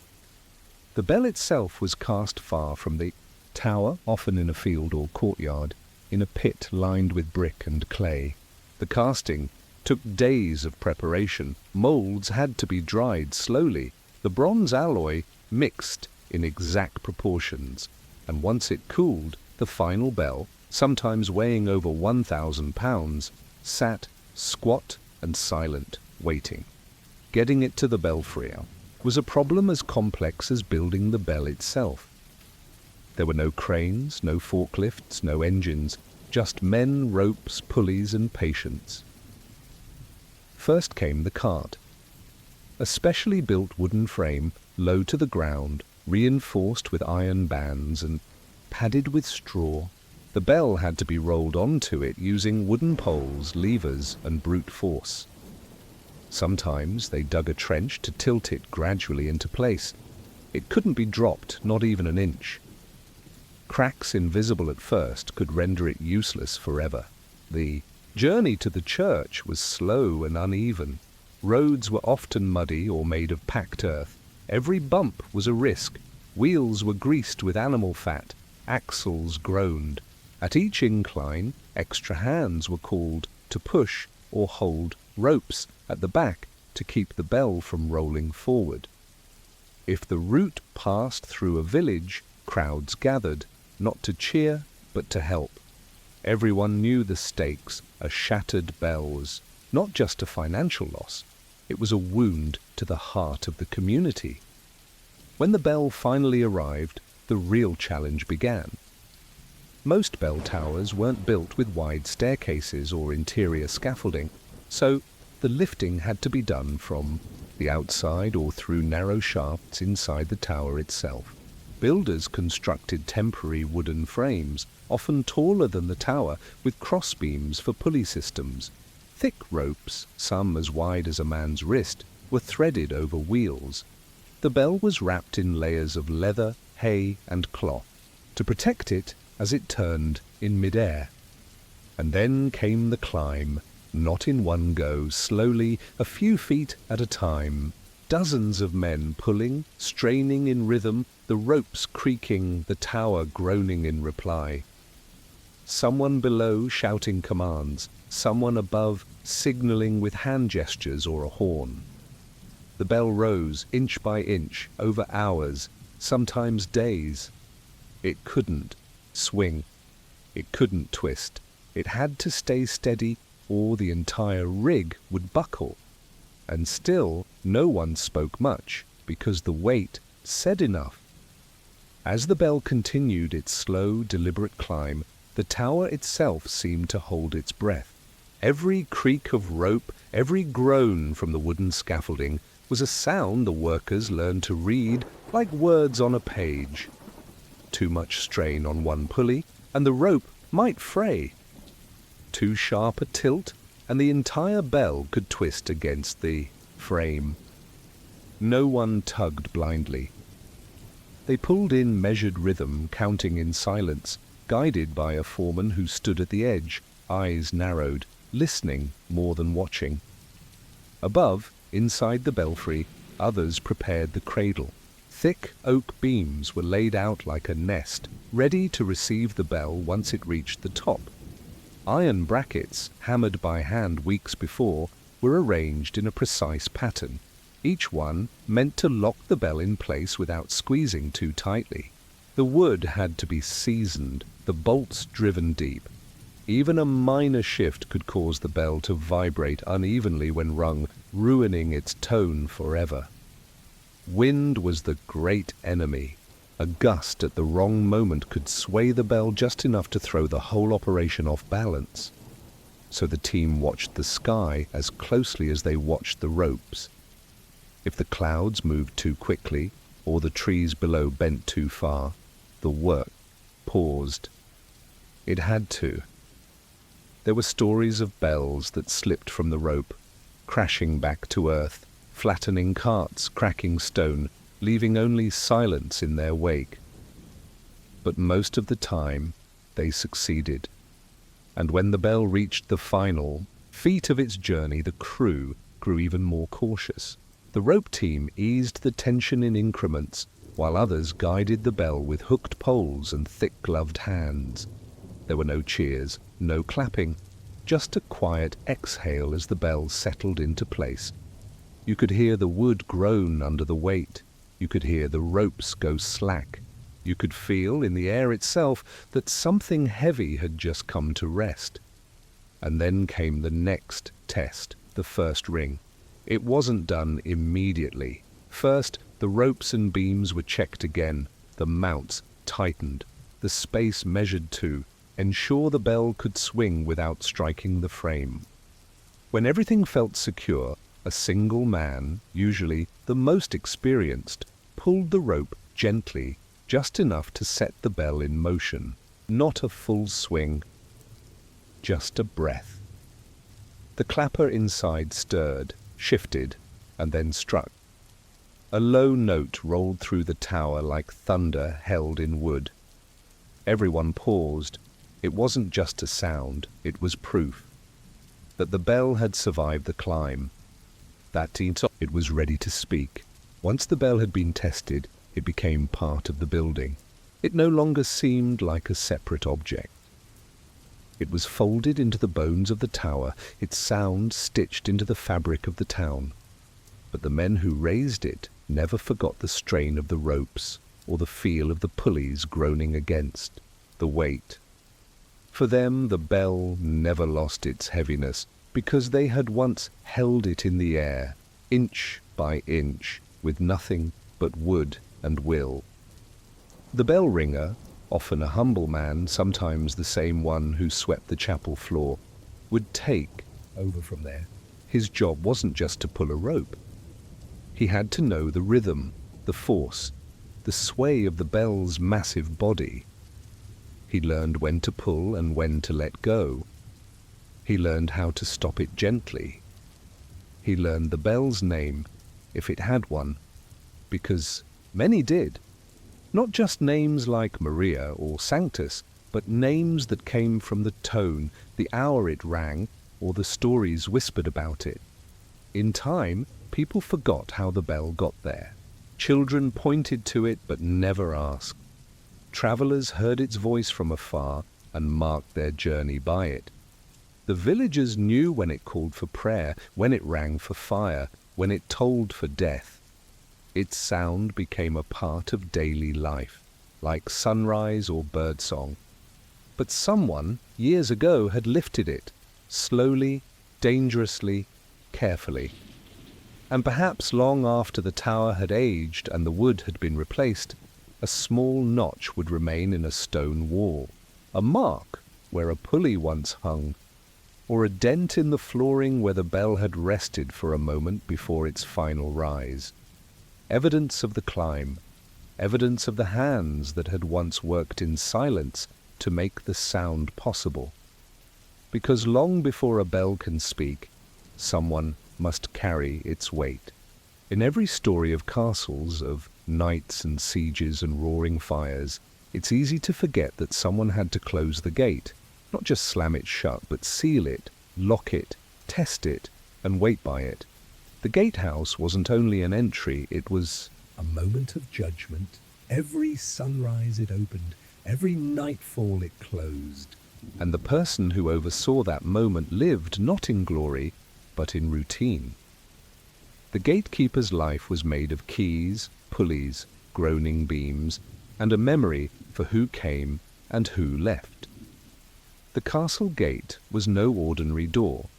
It was made of layers, iron, bars, thick timbers, and sometimes a portcullis, a gridded sheet of metal or wood that lowered vertically, heavy as a carriage and sharp at the base. It moved not by hand, but by winch. To raise or lower, it required muscle, timing, and a good sense of balance. A loose rope or a misaligned crank could jam the whole thing, or worse, send it crashing down. At Castle Ferndale, a modest stronghold in the northern countryside, the gate was managed by a man named Corwin. He had no title, no armor, just a ring of keys and a ledger of names. His home was a narrow room just beside the gatehouse, a space that always smelled of damp rope and oil. He rose before the others, sometimes even before the watchman. His first duty wasn't to open the gate, it was to check it. He'd walk the interior side, fingers trailing along the grain of the wood, eyes squinting to catch signs of rot, weakness, or tampering. He tapped the hinges with a small hammer. He checked the grease on the chains. The gate had to be ready not just to open, but to close in a moment's notice and hold. When it was time to open, he didn't pull a lever with flourish. He loosened knots, released counterweights, turned the winch slowly, calling out to the man on the other side who watched for clear passage. The gate rose. The day began, and so it stayed, open to trade, to travelers, to messengers. But Corwin never left his post. He noted each entry, sometimes by name, sometimes just by number. A group of pilgrims, a returning hunting party, a vendor with carts of salted fish. He wasn't a guard, but he knew the faces, and, more importantly, he knew the timing, when someone left at dawn and didn't return by dusk, when a stranger entered with questions but no destination. But his true work began when the sun dipped low and the sky turned to ash. He would call up to the walls, receive the signal, and then begin the process of closing. Not quickly, not casually, but with care. Because the safety of everyone behind that gate, lords and labourers alike, depended on how well it held the night. As twilight crept over the courtyard, the castle stirred with a different kind of motion. Torches were lit along the walls, footsteps slowed, conversations softened, the clatter of armour and tools faded into the background. For Corwin, this shift meant it was time to close the gate, not in panic or haste, but with deliberate rhythm. There was no bell, no announcement. Everyone simply knew that once the final cart had passed, once the last rider was accounted for, the great door would come down. He began with the chains, thick as a wrist and blackened with age. They looped through iron rings mounted to the gate's inner wall, tied in knots that only he and 2 others knew how to work quickly. Each knot was untied in order. The gate couldn't drop unevenly. If one side lowered too fast, the entire frame could splinter, or worse, jam permanently. It had happened once, years ago. They'd had to rebuild part of the support beam, and Corwin still winced at the memory of that long, sleepless night. With the knots loosened, he called to the tower above. The portcullis groaned as the winch turned, its teeth grinding slowly, down into place. Sparks sometimes flew where metal scraped stone. Below, Corwin walked backward as the gate descended, eyes fixed on the alignment. If it didn't fall squarely, if even one tooth missed its slot, it meant something was off. And off wasn't a word the gate could afford. Once the portcullis was down, he checked the locking beams, long, heavy timbers fitted through interior brackets that turned the gate into a wall. He heaved them into place one by one, using a worn shoulder and a practiced grunt. Some castles had iron bars instead. Ferndale preferred oak, seasoned and banded with bronze. The locks clanked shut with a deep finality that made anyone nearby pause. Then came the final touch, the ledger. Corwin sat at his desk, lit by a small oil lamp, and wrote in the evening record who had entered, who had left, what deliveries had arrived, which names didn't return. He used a thin quill sharpened with a knife he kept tucked in his boot, and wrote in blocky, upright letters taught to him by the steward's old clerk. The ink smelled faintly of rust. The parchment always curled at the corners from damp. Still the record was made. Every night, others might eat or sleep by then, but Corwin stayed until the last torch along the wall had burned halfway down. He listened for knocks after curfew. He watched for signal lanterns on the hill, and sometimes, in the deepest part of the night, he walked the gate again, hand trailing over the boards, listening for the creak of shifting weight or the scrape of wind beneath the hinges, because even when no one was watching, he was. Over time, the task became so ingrained in Corwin's body that he didn't need to think. He could hear the gate in his sleep, each creak, each shift of the timbers under, pressure, each groan of the chain as it coiled back into the winch. His shoulders ached more now. The stairs to the tower felt steeper than they used to, but still each night he stayed by the gate. Not because he was ordered to, but because he could not imagine leaving it unguarded. He had seen seasons change through that doorway, watched the first snows fall on the carts returning from the mill, watched spring rains turn the road to mud and delay the grain deliveries, watched banners flutter through summer wind as messengers rode in from distant towns. And each evening, no matter what passed through the archway, the same process returned. Shut, lock, record, wait. No one applauded this work. Travellers sometimes grumbled at the timing. Young guards asked why the procedure had to be so slow. But Corwin understood. The strength of a castle wasn't in its height. It was in the door that held, the gate that didn't fail when pressed, the records that proved who came and went. Eventually a new steward brought talk of changes, iron hinges to replace the winch system, faster methods, new locks. Corwin listened, nodded, and offered quiet explanations of why speed and safety rarely lived side by side, of how a gate, once forced, never shut quite the same again. Some ideas were tried. Most were abandoned, and when Corwin's time came to pass the keys to someone else, he didn't give a speech. He simply walked the new keeper through the steps, showed him the knots, the pressure points, the way to listen for strain in the rope. He handed him the ledger, the small knife, the worn quill. And then, for the first time in years, he walked out of the gatehouse as the door closed behind him. Others would hear the locks at night and feel safe without thinking why. But somewhere, deep within the walls, the gate remembered every hand that had ever shut it, and every night it held was because someone made sure it did. To serve a noblewoman in 18th century France was to live by another person's rhythm, a rhythm set not by clocks or work, but by whims. She might wake late or not at all. She might demand a ride in her carriage 1 hour and refuse to step outside the next. For her, days unfolded in drawn-out leisure.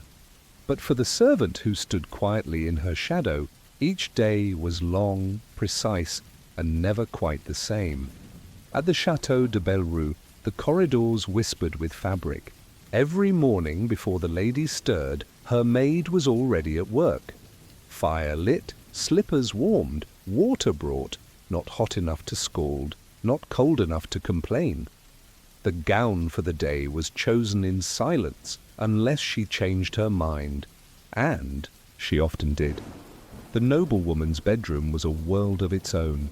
High ceilings, soft carpets, perfumes so thick they lingered in your clothes long after you left. But for the servant, it was a room of signals. A tap of the fingernail on the vanity meant she wanted the mirror angled. A sigh could mean boredom or irritation or both.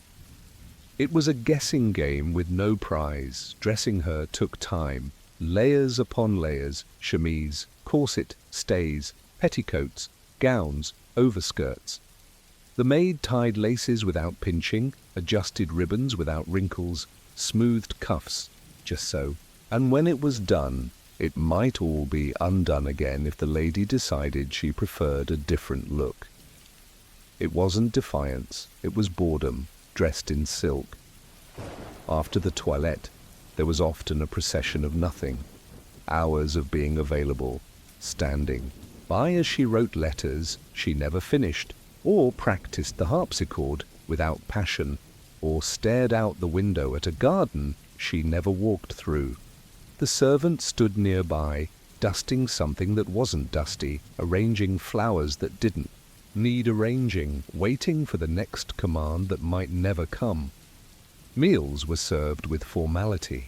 A single grape might be sent back if it was too soft. A napkin folded incorrectly could ruin an afternoon. The maid learned to breathe quietly, to walk softly, to smile only when it was safe. And yet, in this elaborate routine of powder and silence, there was a strange kind of power in service. Not grand, not lasting, but a moment now and then when the noblewoman looked at her maid, not with kindness, exactly, but with recognition. Because deep down, even behind the painted lips and laced bodice, she knew, without someone standing beside her, the performance would fall apart. The noblewoman's world revolved around rituals, small, slow-moving performances repeated each day, not out of necessity, but out of habit. And behind each of them the servant lingered like a shadow. In the mornings it was the brushing of the noblewoman's hair. 100 strokes, not one less, not one more. Her hair was powdered afterward, sometimes curled, sometimes left in loose ribbons depending on the fashion, or her mood. Tstamikim, maid's hands moved carefully, knowing a single tug too hard could earn a frown, a scolding, or worse, silence, which somehow felt colder than reprimand. Afterward, the lady might ask for music. Not to play it, she rarely finished a full piece, but to hear it. The maid would fetch the hired musician, who might perform for only a few minutes before being waved away. Then the noblewoman would turn, lift a book, read a few lines aloud, then abandon it. "This bores me," she might say, already reaching for a different volume. None of them ever seemed to hold her attention for long. Letters followed, dictated, slowly, paused often, full of compliments that weren't meant and grievances that were. The servant would write them neatly, then copy them again if the ink smudged or the wording didn't flatter quite enough. Many were never sent. Sometimes the lady would host callers, other noblewomen, cousins, or the occasional gentleman. The servant would prepare the salon with delicate refreshments, carefully arranged pastries, folded napkins, polished porcelain. The guests would gossip and flatter one another with laughter that echoed too loudly.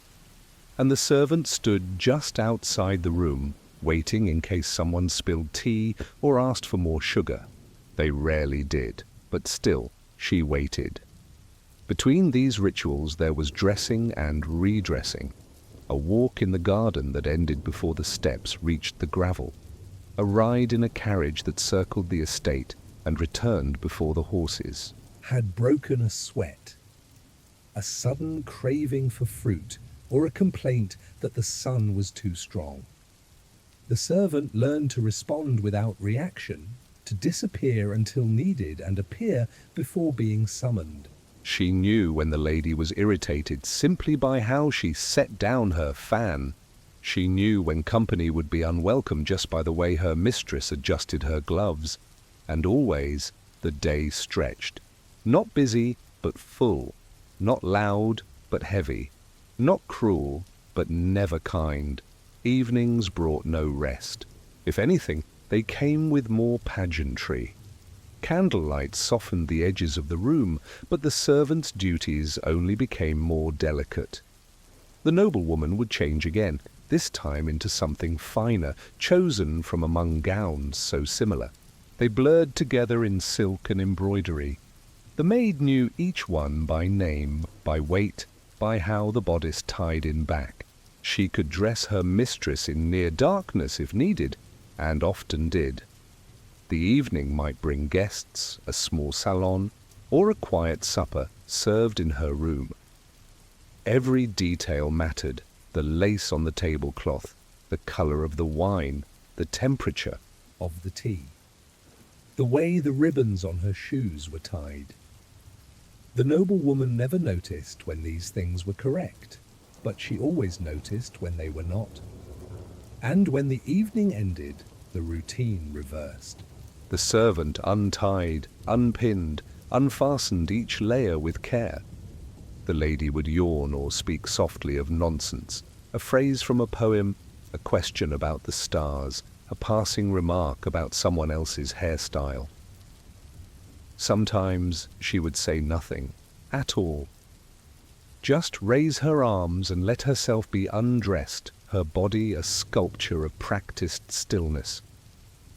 Once her mistress was asleep, her hair brushed, her bed turned, her curtains drawn, the servant remained a little longer, tidying the chamber, Folding what needed folding. snuffing the candles one by one, until only the embers in the hearth whispered in the dark. Then quietly she would retreat to her own small corner of the house. No fire, no featherbed, just stillness. She did not hate her lady. She did not admire her either. It was more complicated than that. She knew her habits, her moods, her fears. She saw the loneliness under the powder and pearls, but she also knew this life was not meant to be questioned. It had been chosen for her, or more accurately, allowed. And so she served, without praise, without friendship, without rest. And yet in the hush of midnight, as she lay staring up at the wooden beams above her cot, she could still remember every detail of the day. The rustle of silk, the weight of the hairbrush, the sound of a sigh behind a closed fan. A life lived in echoes, soft, shallow, repetitive, but held together, always by the quiet hands no one ever applauded. In the center of the town square stood a tall stone church with a crooked bell tower. From far off it looked grand enough, grey brick, softened by age, ivy climbing its corners, stained glass windows that caught the light in the early morning. But the thing most people noticed was the clock, large, wooden-framed, with iron hands that moved or didn't, depending on the week. It was meant to keep time for the whole town. Sometimes it did. Other times it simply waited for one man. His name was Elias. He wasn't a priest or an engineer, just a clocksmith, or what passed for one, in a place where few understood the teeth and rhythm of gears. No one else dared climb the tower. No one else could make the thing work again once it stopped. And yet, for all his skill, Elias never came on time. People grumbled when the clock stuck at noon for 3 days straight. Merchants reset their hourglasses. The baker guessed when to take out the bread. School children cheered for unexpected early dismissals. "Where is he?" they'd ask. And someone would always reply, "He'll come when he comes." Elias lived on the edge of the village, in a small cottage that smelled of oil and dust. His hands were always stained black, his nails always lined with grit. He worked at night sometimes, fiddling with smaller gears at his table, muttering to himself in rhythm with the ticking of a dozen mismatched clocks on his walls. But he never rushed. That was the one thing everyone knew. Fixing the church clock wasn't about tools, it was about listening. When Elias did arrive, he carried only a small case, a cloth wrap filled with pliers, brushes, tiny screwdrivers, and a pocket watch older than he was. He would nod at the priest, tip his cap to the children gathered by the steps, and disappear into the tower with barely a word. The climb took time. Narrow stairs, slippery stones, a tight hatch at the top that creaked like an old knee. And then there it was, the mechanism, a massive iron heart wrapped in cobwebs and dust, pulleys that groaned when touched, gears that stuck like stubborn Thoughts. Most saw a mess. Elias saw a rhythm interrupted. He would set down his bag, crack his knuckles, and begin the same careful process he'd repeated for decades. He didn't look at the time. He didn't ask what day it was. He just listened to the click, the tension, the stubborn silence between movements. Because in a town ruled by time, he was the only one who could feel when it was out of step. Inside the clock tower, Elias worked without hurry. He never brought a lantern. Instead, he relied on the morning light that filtered through the narrow slits in the stone.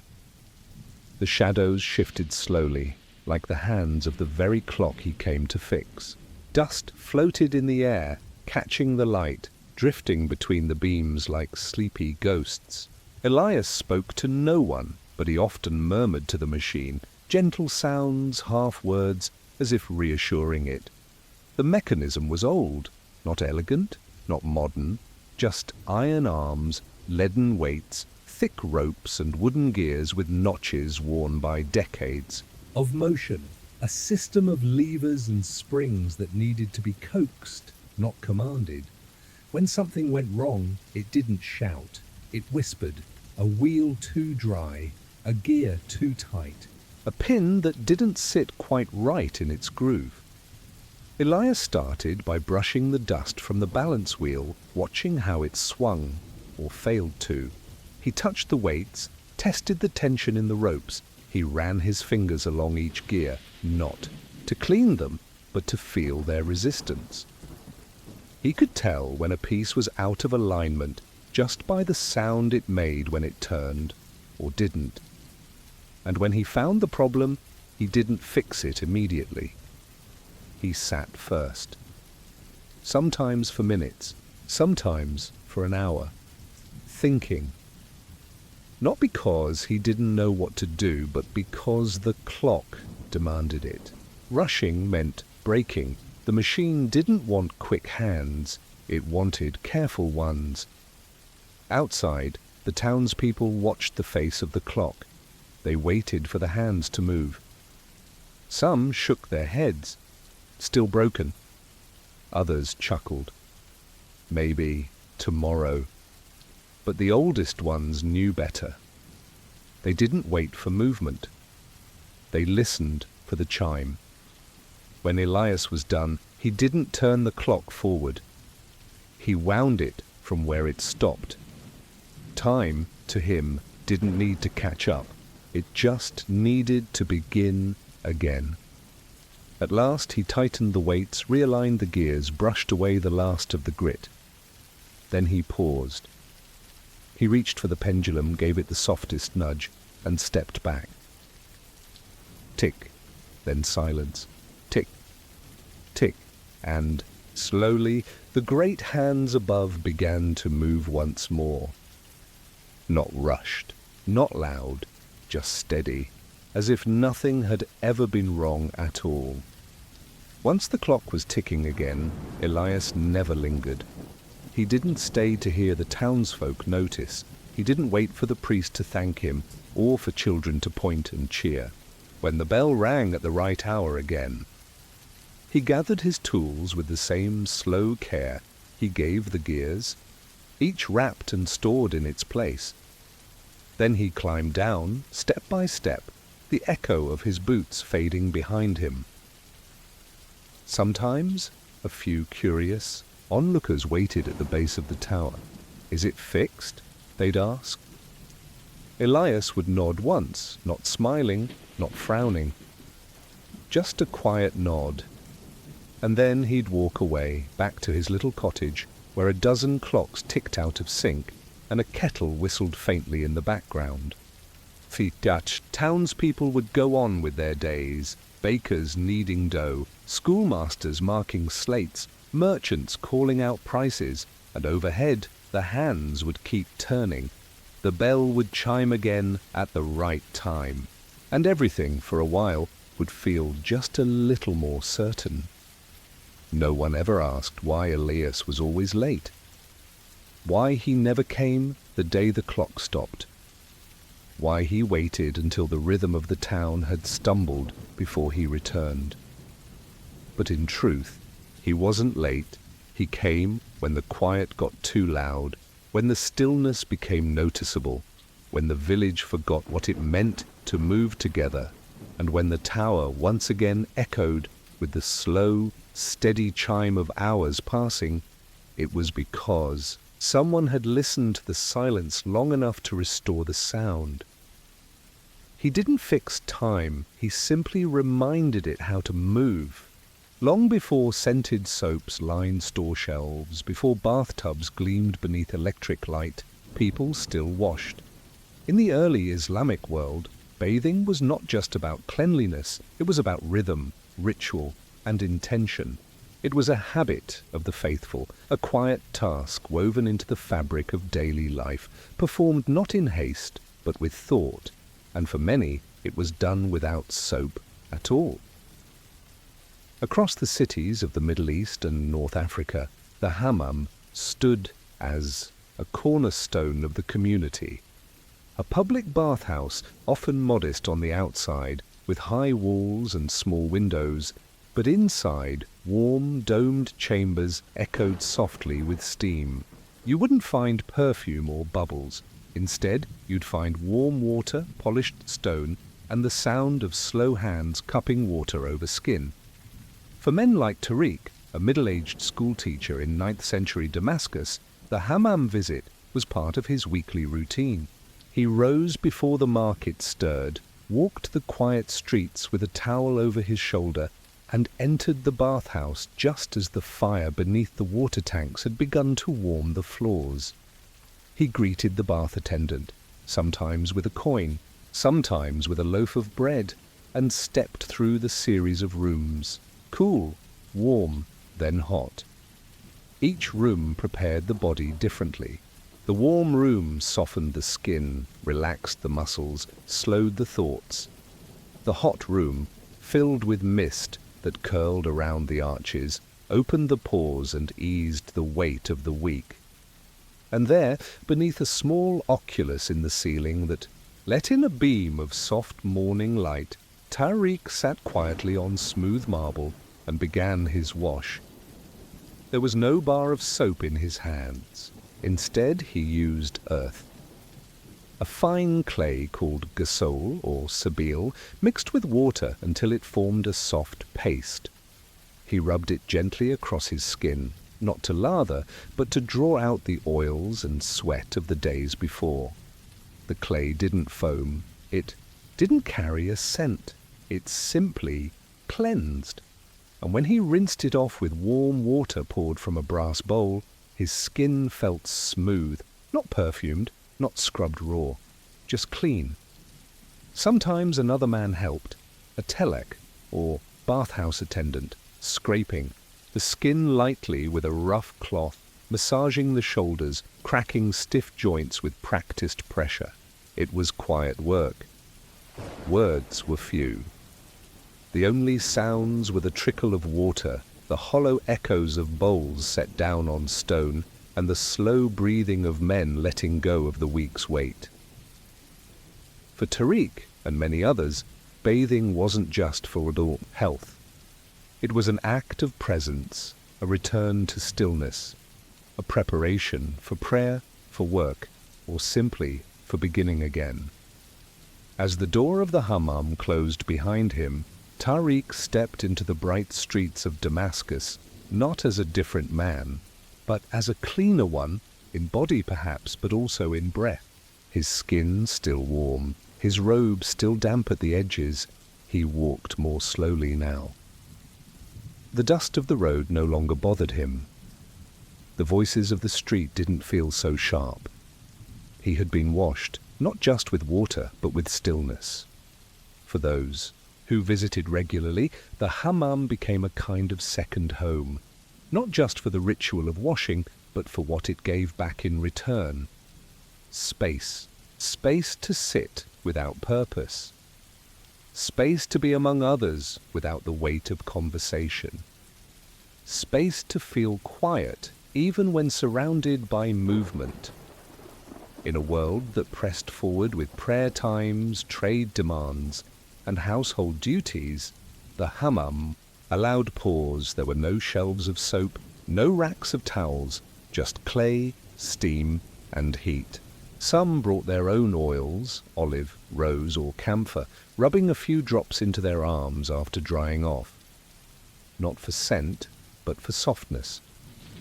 Others simply sat longer than necessary, savoring the warmth beneath their knees, their hands folded loosely in their lap, and though each man came and left alone, there was a kind of togetherness in the ritual, a shared silence, a collective exhale. No one asked where you came from. No one asked what you believed beyond the basin. There was only the shared experience of cleansing, of letting go, of stepping out lighter than you entered. Even as modernity crept in, new soaps, faster schedules, electric lights, some things stayed the same. The rhythm, the pause, the deep knowing that cleanliness in its truest form was about more than skin. It was about beginning again, quietly, deliberately, together. Once the dusting was complete, Yun moved on to the table at the center of the room. It was round, carved from a single slab of pale wood, its surface smooth from years of parchment resting atop it. This was where the new maps were reviewed, where generals pointed at borders and ministers traced supply lines. But now, in the early morning, it belonged to Yun. He polished it slowly, tracing his cloth in wide circles, never rushing. He never placed anything heavy on its surface. The table, like the maps, deserved quiet. He never dared to unroll the imperial master scrolls, the largest ones, sealed with red lacquer and golden thread. Only the emperor or his cartographers could touch them. But Yun dusted the shelf where they rested with extra care. He had once seen one partly open, a grand map of the western provinces, so large it took 2 officials to hold it flat. He remembered the rivers inked in blue, the forests dabbed with green, and tiny notes in calligraphy so fine they looked like lace. He couldn't read those words. He didn't need to. The shapes told him more than names could. Over the years he'd noticed that certain provinces appeared on more maps than others, redrawn, updated, expanded. Others had disappeared. He never asked why. He simply took care of the pages that remained. Sometimes Yun found small things others missed, a curled edge where a candle had warmed the parchment too long, a cracked seal that no one had yet noticed. Once he discovered a beetle nestled in the crease of a silk-bound atlas, asleep in the dry warmth. He carried it outside and let it go, in the garden, then returned and brushed the scroll again. The scholars rarely spoke to him. They nodded, occasionally handed him a scroll without looking. Once a visiting envoy asked if Yun was mute. Yun only smiled.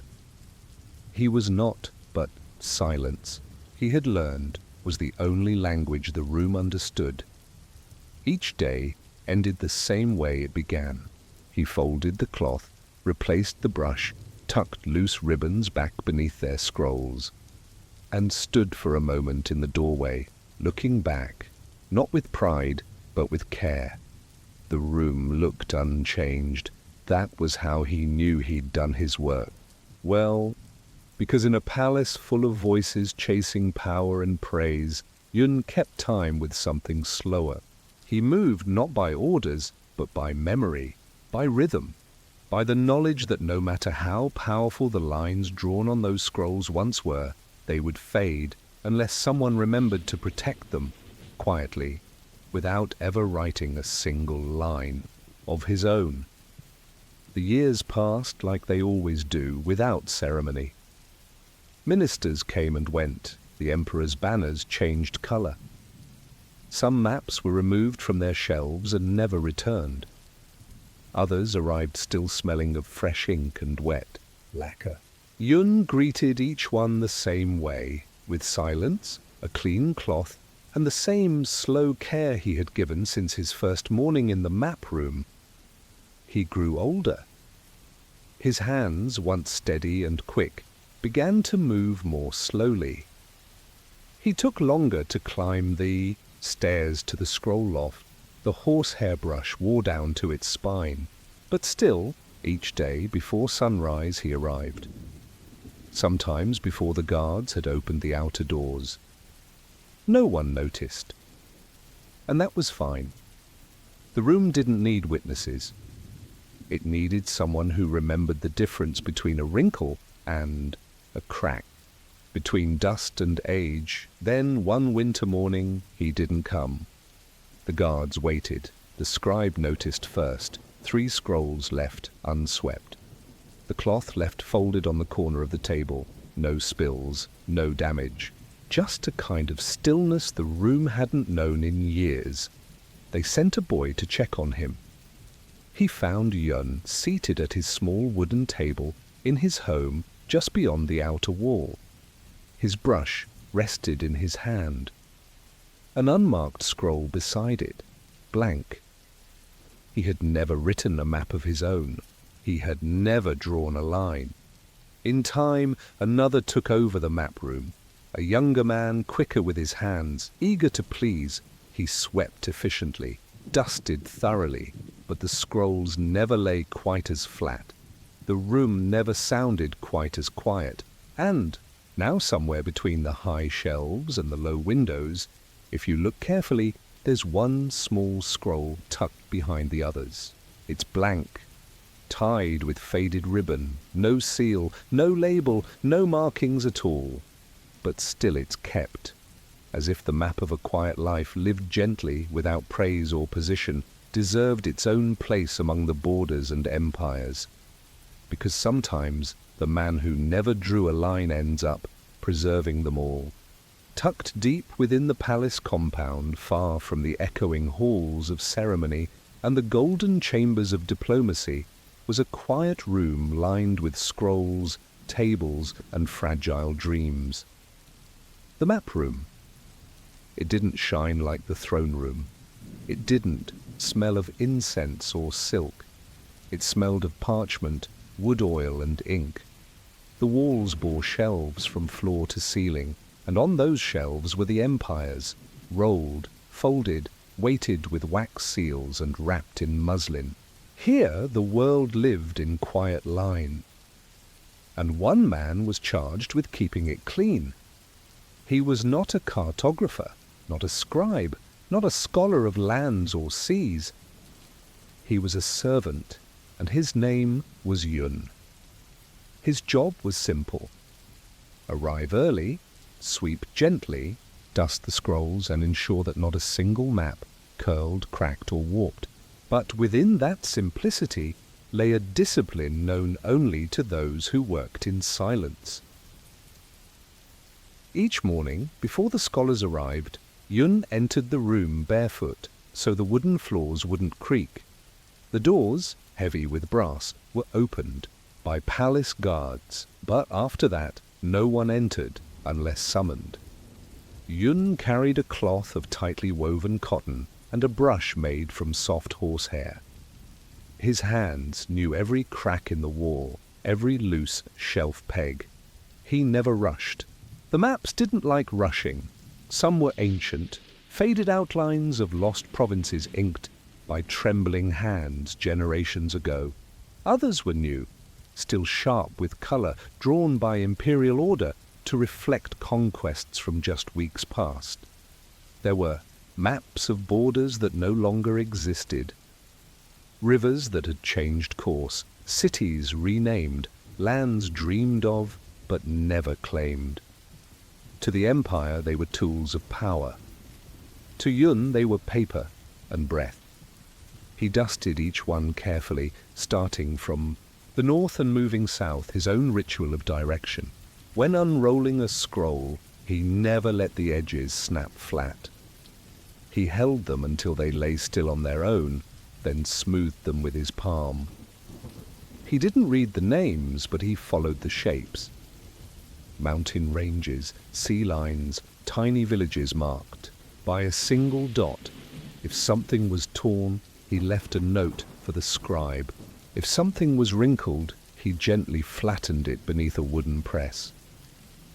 No one noticed Yun's work. That was the point. The maps remained clean, the corners stayed flat. The scrolls didn't crumble. To the emperor, it seemed as if the world had simply stayed still. But Yun knew better, because even the most perfect empire gathered dust, and someone had to brush it away, quietly, every morning, before anyone else arrived. Once the dusting was complete, Yun moved on to the table at the center of the room. It was round, carved from a single slab of pale wood, its surface smooth from years of parchment resting atop it. This was where the new maps were reviewed, where generals pointed at borders and ministers traced supply lines. But now, in the early morning, it belonged to Yun. He polished it slowly, tracing his cloth in wide circles, never rushing. He never placed anything heavy on its surface. The table, like the maps, deserved quiet. He never dared to unroll the imperial master scrolls, the largest ones, sealed with red lacquer and golden thread. Only the emperor or his cartographers could touch them. But Yun dusted the shelf where they rested with extra care. He had once seen one partly open, a grand map of the western provinces, so large it took 2 officials to hold it flat. He remembered the rivers inked in blue, the forests dabbed with green, and tiny notes in calligraphy so fine they looked like lace. He couldn't read those words. He didn't need to. The shapes told him more than names could. Over the years, he'd noticed that certain provinces appeared on more maps than others, redrawn, updated, expanded. Others had disappeared. He never asked why. He simply took care of the pages that remained. Sometimes Yun found small things others missed, a curled edge where a candle had warmed the parchment too long, a cracked seal that no one had yet noticed. Once he discovered a beetle nestled in the crease of a silk-bound atlas, asleep in the dry warmth. He carried it outside and let it go. In the garden, then returned and brushed the scroll again. The scholars rarely spoke to him. They nodded, occasionally handed him a scroll without looking. Once, a visiting envoy asked if Yun was mute. Yun only smiled. He was not, but silence, he had learned, was the only language the room understood. Each day ended the same way it began. He folded the cloth, replaced the brush, tucked loose ribbons back beneath their scrolls, and stood for a moment in the doorway, looking back, not with pride, but with care. The room looked unchanged. That was how he knew he'd done his work well, because in a palace full of voices chasing power and praise, Yun kept time with something slower. He moved not by orders, but by memory, by rhythm, by the knowledge that no matter how powerful the lines drawn on those scrolls once were, they would fade unless someone remembered to protect them, quietly, without ever writing a single line of his own. The years passed like they always do, without ceremony. Ministers came and went. The emperor's banners changed color. Some maps were removed from their shelves and never returned. Others arrived still smelling of fresh ink and wet lacquer. Yun greeted each one the same way, with silence, a clean cloth, and the same slow care he had given since his first morning in the map room. He grew older. His hands, once steady and quick, began to move more slowly. He took longer to climb the stairs to the scroll loft. The horsehair brush wore down to its spine. But still, each day, before sunrise, he arrived. sometimes before the guards had opened the outer doors. No one noticed. And that was fine. The room didn't need witnesses. It needed someone who remembered the difference between a wrinkle and a crack, between dust and age. Then one winter morning, he didn't come. The guards waited. The scribe noticed first 3 scrolls left unswept. The cloth left folded on the corner of the table. No spills, no damage. Just a kind of stillness the room hadn't known in years. They sent a boy to check on him. He found Yun seated at his small wooden table in his home just beyond the outer wall. His brush rested in his hand. An unmarked scroll beside it, blank. He had never written a map of his own. He had never drawn a line. In time, another took over the map room. A younger man, quicker with his hands, eager to please. He swept efficiently, dusted thoroughly, but the scrolls never lay quite as flat. The room never sounded quite as quiet, and now somewhere between the high shelves and the low windows, if you look carefully, there's one small scroll tucked behind the others. It's blank, tied with faded ribbon. No seal, no label, no markings at all, but still it's kept. As if the map of a quiet life lived gently, without praise or position, deserved its own place among the borders and empires, because sometimes the man who never drew a line ends up preserving them all. Long before there were barometers, rain gauges, or satellite forecasts, there was memory. In the quiet valleys and edge of forest farms of the early medieval countryside, where no calendars were nailed to walls and no weather reports were passed, between neighbors there lived farmers who didn't just hope for rain, they memorized it. They knew it by feel, by smell, by the way the wind touched the grass in the morning. One such farmer was named Edric. Edric's fields were small, cradled in the bend of a hill that caught both wind and shadow. The soil was rocky, stubborn, better, suited for grazing than grain, but Edric had no livestock to spare. He planted wheat when the year was kind, barley when it wasn't, turnips in the corners. And in all of it, the rain mattered more than anything else, not just when it came, but how. He kept no written records, he could not read. But in his mind lived a map of seasons going back decades. The year the late frost bit the roots. The summer the sky stayed white and empty. The morning the hens refused to leave the coop and the storm came before noon. Every planting decision he made came not from guesswork, but from this invisible archive of clouds and silence. His neighbors joked that Edric could smell a drought a week ahead, that he listened to the ground more than the priest. But Edric never laughed, because he had once lost an entire harvest by planting a day too soon. The rain had come fast and hard, the seeds washed into the ditches. He remembered the sound, not the storm itself, but the way the water moved through the field. Too quick, too shallow. A bad kind of rain, so now, each season, before he planted, he walked the perimeter of his fields barefoot. He bent to feel the dirt with his palms. Crumbled it between his fingers, listened to how it broke. If it dusted off too easily, he waited. If it stuck to his skin, he turned his eyes to the trees and waited for the crows to speak. They always did.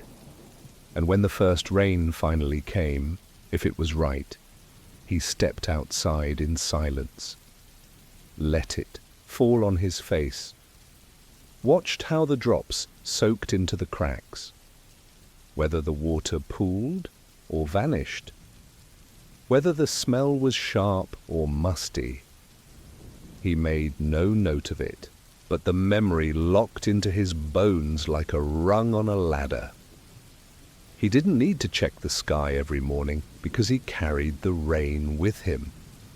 As spring turned, Edric watched the land the way others watched a fire, closely, quietly, and always, with a sense of respect.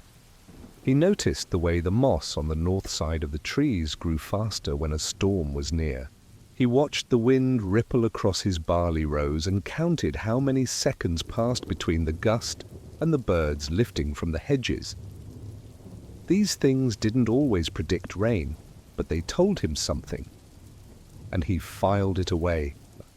A sentence spoken once and never repeated, yet somehow never forgotten. His neighbours, with their ploughs and hopeful talk, asked him often when to sow. "Is this the week?" they'd say. "You think the rain's coming Thursday?"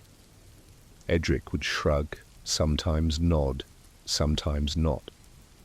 It wasn't that he didn't want to help. He just knew that what the sky gave him might not be what it gave them. Even a field just 2 hills over could miss the rain by a mile. In dry years, Edric walked more often, testing the edge of the stream, lifting stones to see how dry the underside had become. He paced his own rows at dusk, feeling the coolness in the air settle on the backs of his hands. When the clouds came and passed without breaking, he said nothing, just made his meals smaller, used less water, waited. When the rains finally returned, gently, not in a rush, he stood in his doorway and listened to how they landed on the thatch above. The first rains always came quietly, like an apology. Not enough to soak the soil, but just enough to remind him the world hadn't forgotten. Edric stepped outside, cupped his hand under the edge of the roof, and watched the drops pool in his palm. The weight of it told him more than any words could. Years ago, when his sons were still small, he tried teaching them to notice. He'd point to the sky and say, "Not just grey, look at the edges. Sharp clouds dry faster." Or he'd tap the stone path with his toe and ask, "Did you hear how that rang? Means it's dry beneath still." But the boys had gone on to other things, trade, towns, letters. And Edric was left with his fields and the silence. He didn't mind. The land didn't change for anyone, and neither did the rain. The years continued, as they always do, uneventful to those who didn't pay attention. The barns aged, the fences leaned, the crows came and went with the seasons, but Edric's walk stayed the same, always slow, always with his hands behind his back. He no longer bent as easily as he once did, but he still stopped at the edges of his fields, still stared at the clouds as if they owed him an explanation. He spoke less now, even to himself. He didn't write his memories down, he simply remembered. How the summer 5 years ago smelled of clay when it rained. How the rain last autumn took longer to reach the roots. How one April, long ago, the water came so hard it brought worms up through the cracks in the kitchen floor. And when the villagers spoke of drought or surprise storms, Edric only nodded. He remembered when the same thing had happened decades before. The timing changed, the names changed, but the rain, in its many forms, always returned. He still planted, still harvested. The yields were smaller, but he had learned to want less. What mattered more was the waiting, the long, thoughtful days when nothing seemed to happen, except everything did. The wind shifting, the birds leaving, the shadows thickening in a way that meant the soil was about to drink again. There were younger farmers now, ones with notebooks and weather charts and clever tools. They respected Edric, but didn't always listen. They asked what year he thought it was driest. He never answered with numbers, just a memory. The year the dog stopped barking at night. Or the year the windows stayed clean all summer. It never made much sense to them, but it did to him. And then one morning, as the dew still held to the barley tips, Edric stepped outside, lifted his face to the sky, and stood in perfect stillness. He didn't need to touch the soil. He already knew. The rain would come by nightfall. He could feel it in his bones, not just because he had grown old, but because he had been paying attention. Long before the clouds ever rolled in, Edric had memorized their rhythm, and though no one had ever written it down, his quiet memory of the rain would always remain, carried in the land that remembered it with him. In a quiet cloister, tucked deep in a forest valley, where bells marked the hours and voices rarely rose above whispers, there was a bench in the shade of the stone wall. It held no carvings, no cushion, no gold. Just a worn leather apron, a few wooden tools, and a girl named Leora. She did not chant, she did not take vows, but every monk in the monastery passed through her care on their feet. Leora mended sandals. Not many knew how she came to be there. Some said she was left at the gate as a baby.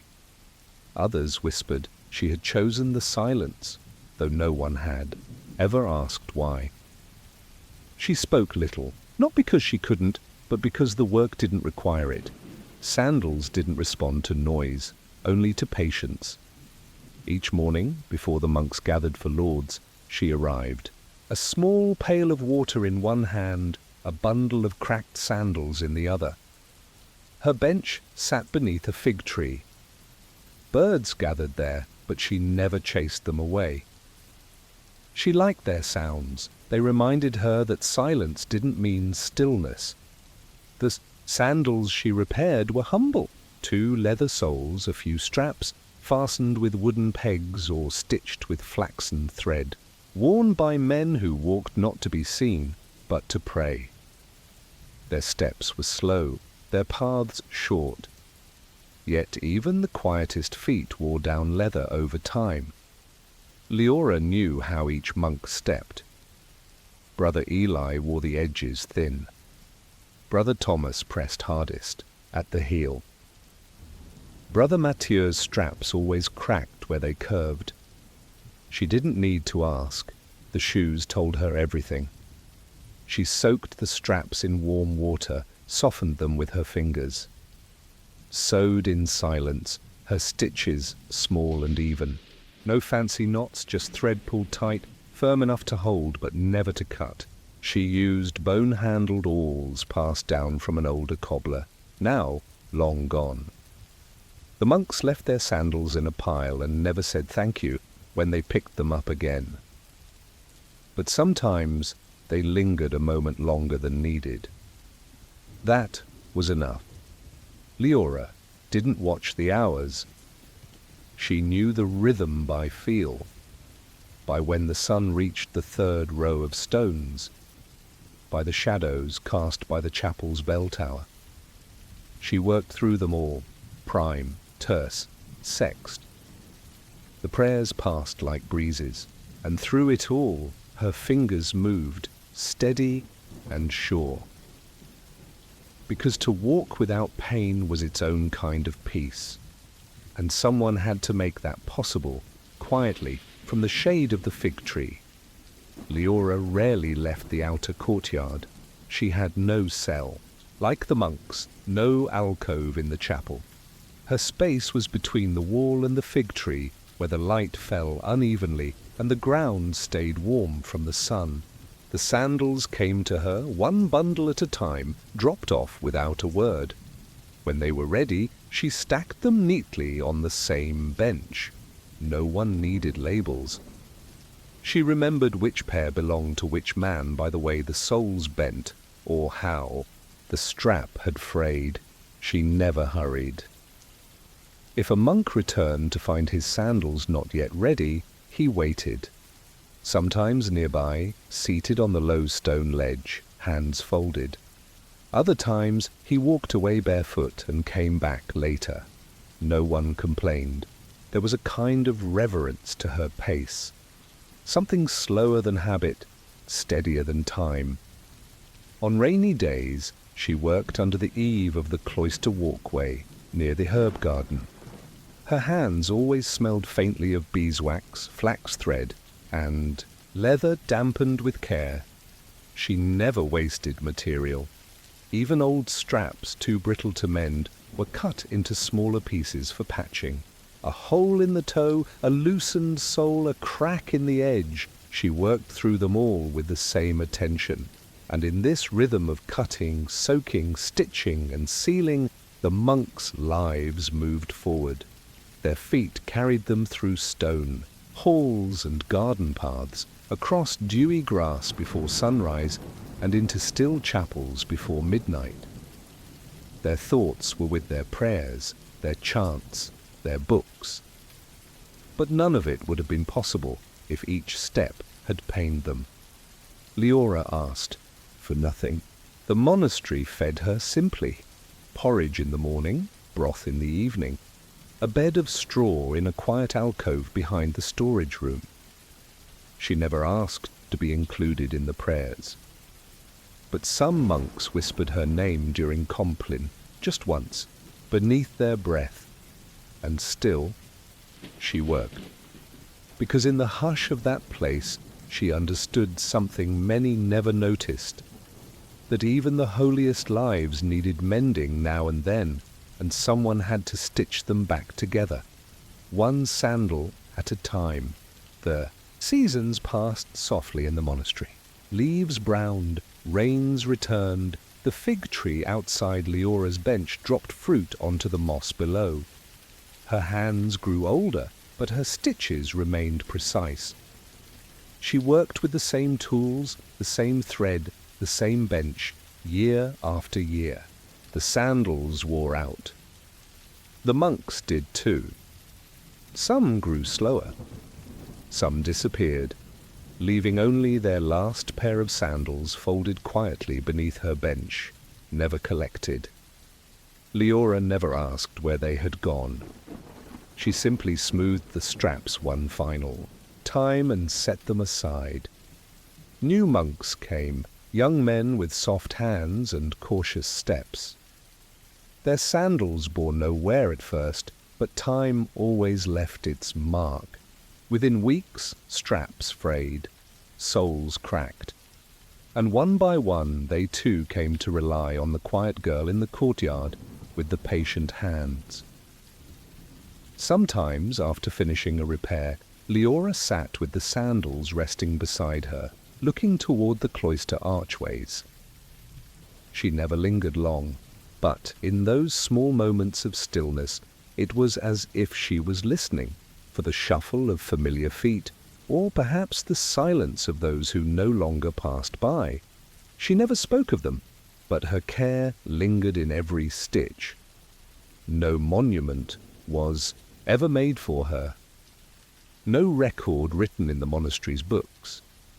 But the sandals, those humble, worn shoes carried in and out of prayer, through cold mornings and long processions, held her touch. Long after she was gone, the monks still spoke of her without raising their voices. The girl under the fig tree. She never asked for thanks. But no one stitched a seam like she did. A few even swore that when they walked the stone corridors barefoot, they could still feel her presence in the quiet space where the leather once touched their feet. And in that way, Leora never truly left. Because while others spoke of heaven, in verses she gave it shape with her hands, one quiet mended step at a time.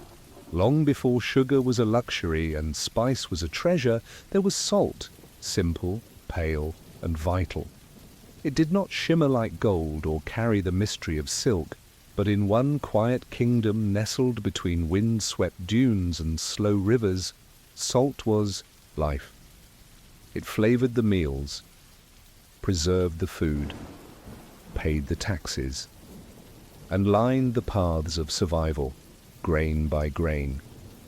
The kingdom of Salora, long forgotten in maps but not in memory, owed its rhythm to salt. It didn't mine it from deep caves or harvest it from the sea. Instead, its people scraped it from the land itself, where the sun baked shallow basins into white crusts and left behind what the earth couldn't drink. They called it the skin of the gods, this fine, powdery salt, cracked and gathered, like dry bread from the ground. Each morning, workers walked barefoot to the flats. They carried woven baskets, sometimes bowls carved from gourds. There were no machines, just hands, sun, and time. The salt stung cuts and dried the skin, but no one complained. It was the weight they lived by. Without it, meat spoiled, crop withered in trade, and the long journeys across the desert roads would come to nothing. At the heart of the kingdom was a small outpost called Kenar, where the salt was measured and packed. It wasn't grand, just stone tables, shaded roofs, and ledgers etched into clay, but every grain passed through it, counted, weighed, traded. Traders came from the north with olive oil, from the south with dried fish and woven cloth. All of them came for salt. They paid with goods, sometimes with silver, once even with a poem carved onto bone. But salt remained the true currency. One man, an older keeper named Marlin, had worked the salt post for decades. He knew the feel of good salt, dry, soft, almost like ash. He knew the sound it made when poured into a jar. And he knew, too, that the kingdom's survival rested not in the strength of its walls, but in the care with which its salt was stored. He sat each day beneath a slanted canopy, his fingers tracing the rim of a brass bowl, watching, measuring, never rushing, because in a place where time burned slowly and every meal depended on salt, precision was not luxury, it was law. And though few outside the kingdom ever spoke its name again, it was once kept alive by the taste left behind on every tongue. In Kenar, life flowed not by clock, but by caravan. When traders approached from the horizon, slow silhouettes shimmering in the heat, Malen would rise from his bench and prepare the scales. There was no shouting, no bargaining like in louder markets. Salt had its price, and its value wasn't debated. It preserved fish for a 1,000-mile journey. It kept meat safe through a desert moon cycle. And it held together the stomachs of those who had no ice, no cellars, no time to waste on spoilage. The traders brought stories with them of storms in the west, of new roads, of wars too far away to feel. But Malen listened only politely. His focus remained on the weight, on the quiet grind of salt poured into clay jars, on the sound of each lid being sealed with wax and wrapped in cloth to keep moisture out. Moisture is the enemy, he'd mutter softly, not just of salt, but of life. Children in the village grew up knowing how to carry salt without spilling, how to dry their feet before stepping into the storehouses, how to never open a jar unless the air was still.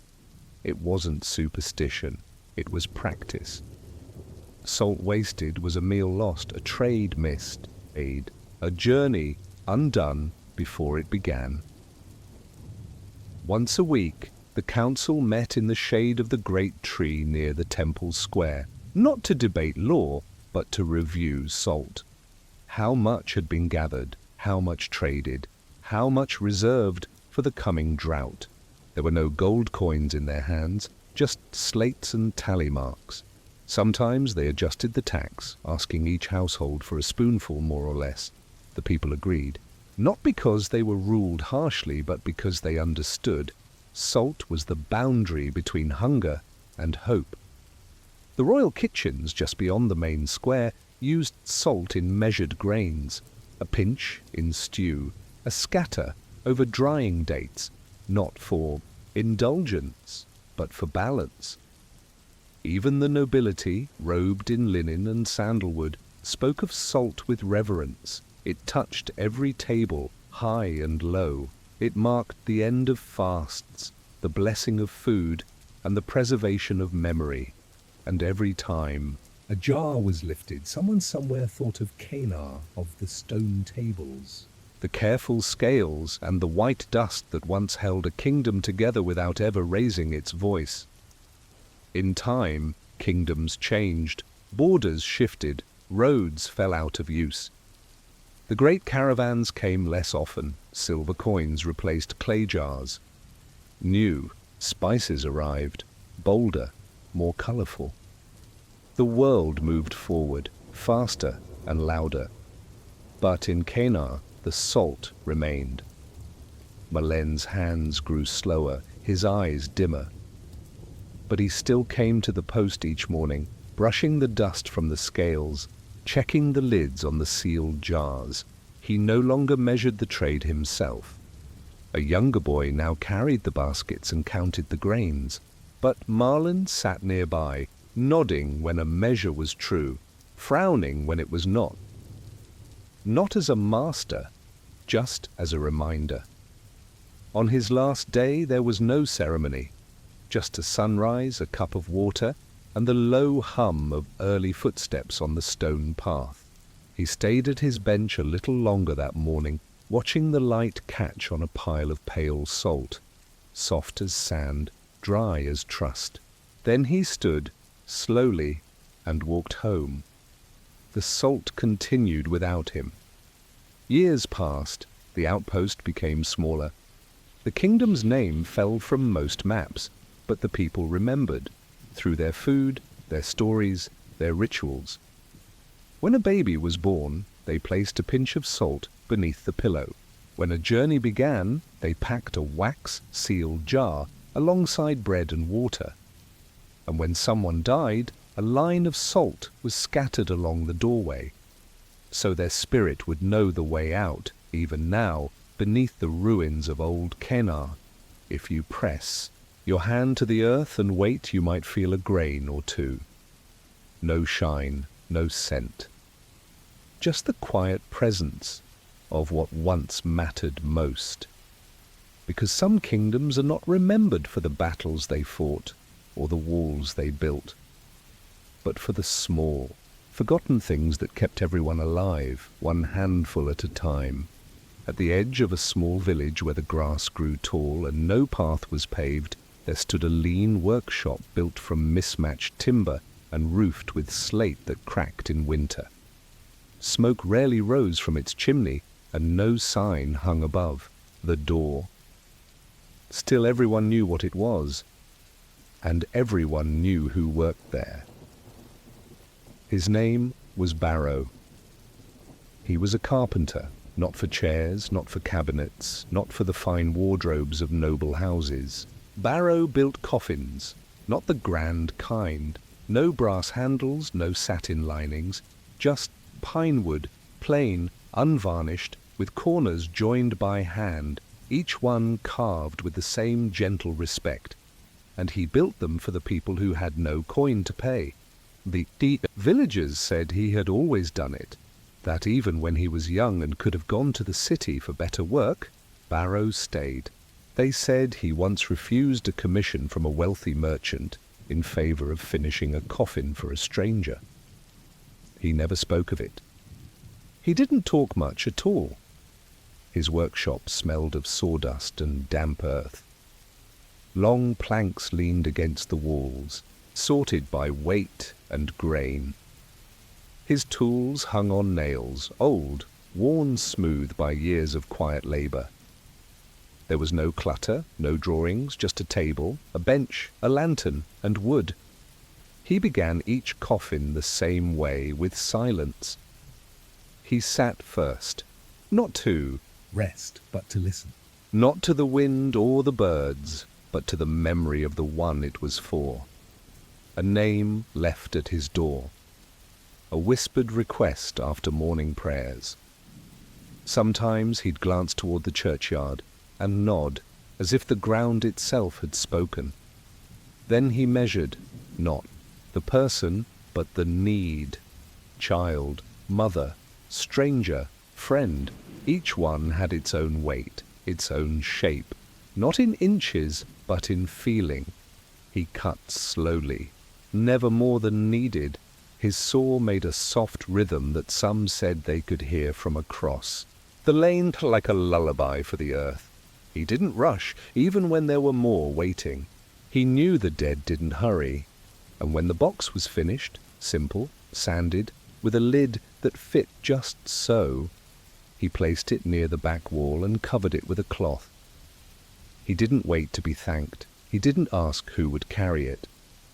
Somehow, the right people always came, because in that village death came quietly, and Barrow met it the same way, with pine, with patience, and with peace. Barrow's days followed no clock. He rose with the light, not to the sound of a bell, but to the shift in the air when morning settled in. If there was no name left at his door, he still entered the workshop. There was always something to smooth, something to mend.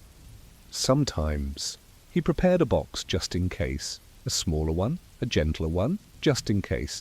He didn't speak much in the village square, but people nodded when he passed. Not out of pity, and not quite out of respect, but something quieter. The kind of recognition you give to someone who carries what no one else wants to. He didn't attend funerals. He didn't stand near the procession. He waited until the church bell had rung and the earth had closed again. Then he returned to his bench, brushed off the sawdust, and continued. Children sometimes came to his shop, not to bother, but to peek through the door. He never shooed them away. Once he handed a young girl a smooth piece of scrap wood, shaped like a bird. She held it like a treasure. Another time he let a boy dip his fingers in the beeswax used to seal the corners of the coffins. These small kindnesses never interrupted his work. They simply lived beside it. There were no candles lit in Barrow's name, no songs sung. But when a villager passed, even the poorest among them, they knew they would not be buried in haste or in shame. They would rest in something made by hand, by someone who had taken the time. And time, more than money, was what the poor had always lacked. Sometimes the priest would pass by in the late afternoon, offering a loaf of bread or a jar of broth. Barrow always accepted it with a nod, setting it on the shelf without comment. The priest never stayed long. He didn't need to. The silence between them was already understood. And so, day after day, the shavings fell to the floor. The pine scent lingered in the air, and the workshop held the quiet weight of what the village didn't say aloud, that grief needed space, that death needed dignity, and that someone, somewhere, had to give it form. As the years moved on, the village grew, just a little. New houses, new voices, a new road, eventually, that brought wagons and traders and polished coffins from the city, lined with velvet and brass. Some families chose them, proud to give their loved ones more than pine. Barrow never complained. He simply nodded when a bee wagon passed, then went back to sanding the corners of his plain wooden box. His hands had changed by then, knuckles thick, fingers slower, but still steady. He needed more breaks between cuts, but he never left a coffin unfinished, even when his own joints ached louder than his saw. He kept going. Not for tradition, not for memory, but because the work was still needed. One winter, the snow came early and stayed long. The ground froze hard. The churchyard waited. No digging, no processions, just a pile of names. Barrow worked through the cold, his breath clouding above the wood, his lantern flickering in the stillness. He made space for sorrow that couldn't yet be buried. And when the thaw came, he was ready. In the spring, the priest came to visit more often. Not with bread this time, but with silence. He would sit near the doorway while Barrow worked. No questions, just presence. The village had begun to whisper. Barrow wasn't well. That perhaps he should stop. That maybe someone else could take over. But no one else came forward. No one else knew how. Then one morning, the workshop remained closed. A small note was nailed to the door, not in Barrow's hand, but in the priest's. It said only, he made one final box. And this one was for him. They buried Barrow in the same pine he had used for others. No lining, no brass, just clean joints, smoothed edges, a lid that fit just so. Some wept, some stood quietly. All knew what he had given them. Not just a resting place, but the comfort of knowing someone would always be there when the end came. And, though his shop fell still, the scent of sawdust lingered for weeks, and for years after, whenever a villager placed a hand on the side of a simple wooden coffin, they would pause and say, "It feels like Barrow made this," even if he didn't, because once a man gives shape to grief long enough. The wood remembers him, even when the world forgets. In a quiet coastal city where the streets curled like rivers and the rooftops leaned into one another like tired shoulders, there was a boy who carried light. His name was Nilo.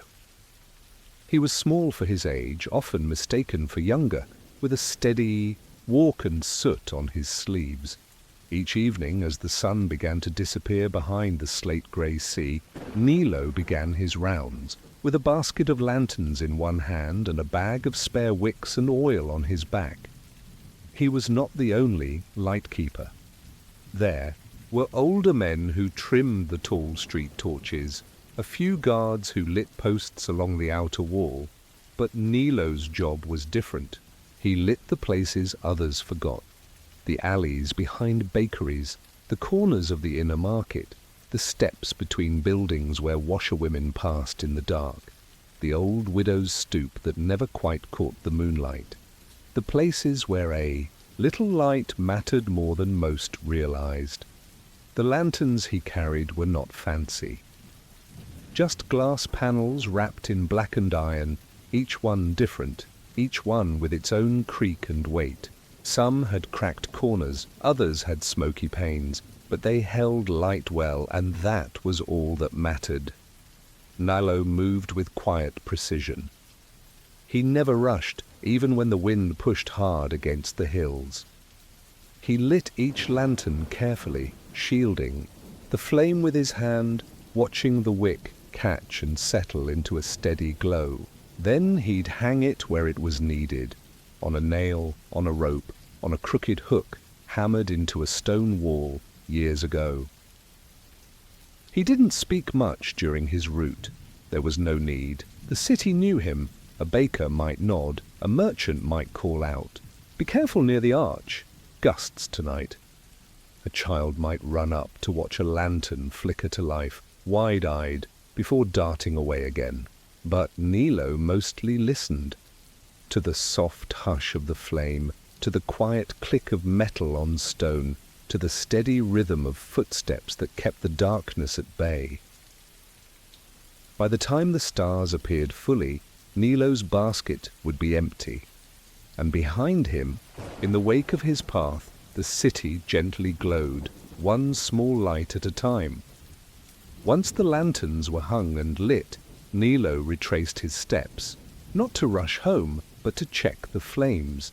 Some streets caught the wind just so, and he knew which ones were likely to flicker out before midnight. He'd tighten a latch here, adjust a wick there.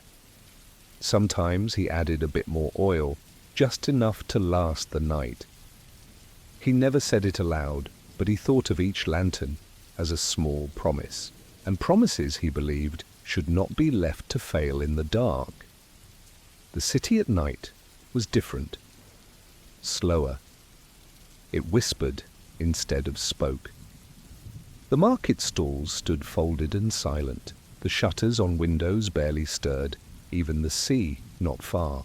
Beyond the stone walls seemed to hold its breath between waves, and in that hush the light mattered more.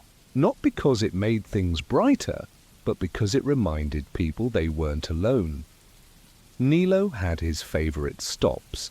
One was the archway near the cooper's shop, where the bricks held the heat of the day and made the flame dance a little. Another was the stairwell behind the tailor's corner, where the lantern reflected in a puddle so clearly it looked like a second moon. He paused at these places.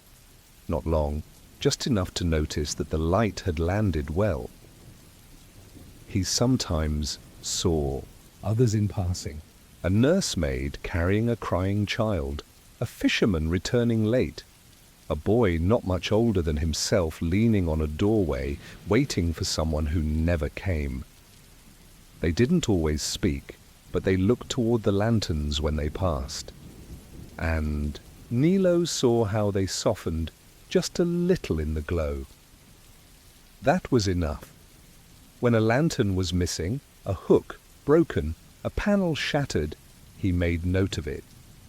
Not on paper, just in his mind. He would return the next day with one from his small supply. His room, tucked behind the oil storehouse, was filled with lanterns in various states of repair. Some were gifts. Some were left behind by men long gone. He cleaned each one slowly with cloth and patience, testing the hinges, trimming the wicks, waiting for the moment it was ready to shine again, and then back it went into the basket. Because the city did not ask for much, only that someone light the way gently when the rest of the world forgot to. Over time, people began to notice something about the lanterns. They weren't just placed, they were cared for. Always in the right spot, always lit just before the dark took hold. If one blew out, it never stayed out long. If a post leaned, somehow the lantern hung steady. Some swore that Nilo knew the weather before it arrived, that he adjusted the flames to burn longer on windy nights and lower on humid ones. He never confirmed it. He just kept walking, flame by flame, street by street. The city itself began to fold his light into its breath. The baker's wife left him a roll on the third step of the stone stair. The seamstress tied small ribbons to the handles of the lanterns she passed each night, a quiet thank you in fabric. The mayor's steward, silent but watchful, once stopped him at the gate and said only, "You're seen." Nilo nodded, then kept walking. He didn't light lanterns for praise. He lit them because they were needed, because the city had corners that would go too quiet without them, because the light made people walk just a little slower, breathe just a little deeper, feel just a little less alone. That was enough. And one day, when Nilo's steps were slower and his hands more careful than quick, the city changed again. Others took up his basket, boys with quicker strides, girls who tied their hair with twine, a young man who once watched Nilo from a doorway and never forgot the feeling of a flame arriving just when it was needed most. They didn't replace him. They continued him. Nilo faded from the square, then from the stories, but the lanterns remained. And each time a new one was lit, someone paused, just for a second, not to admire the glow, but to remember that someone once walked this same path with a quiet flame, and in that memory the city stayed lit. Not by fire alone, but by the hands that carried it, slowly, softly, one light at a time.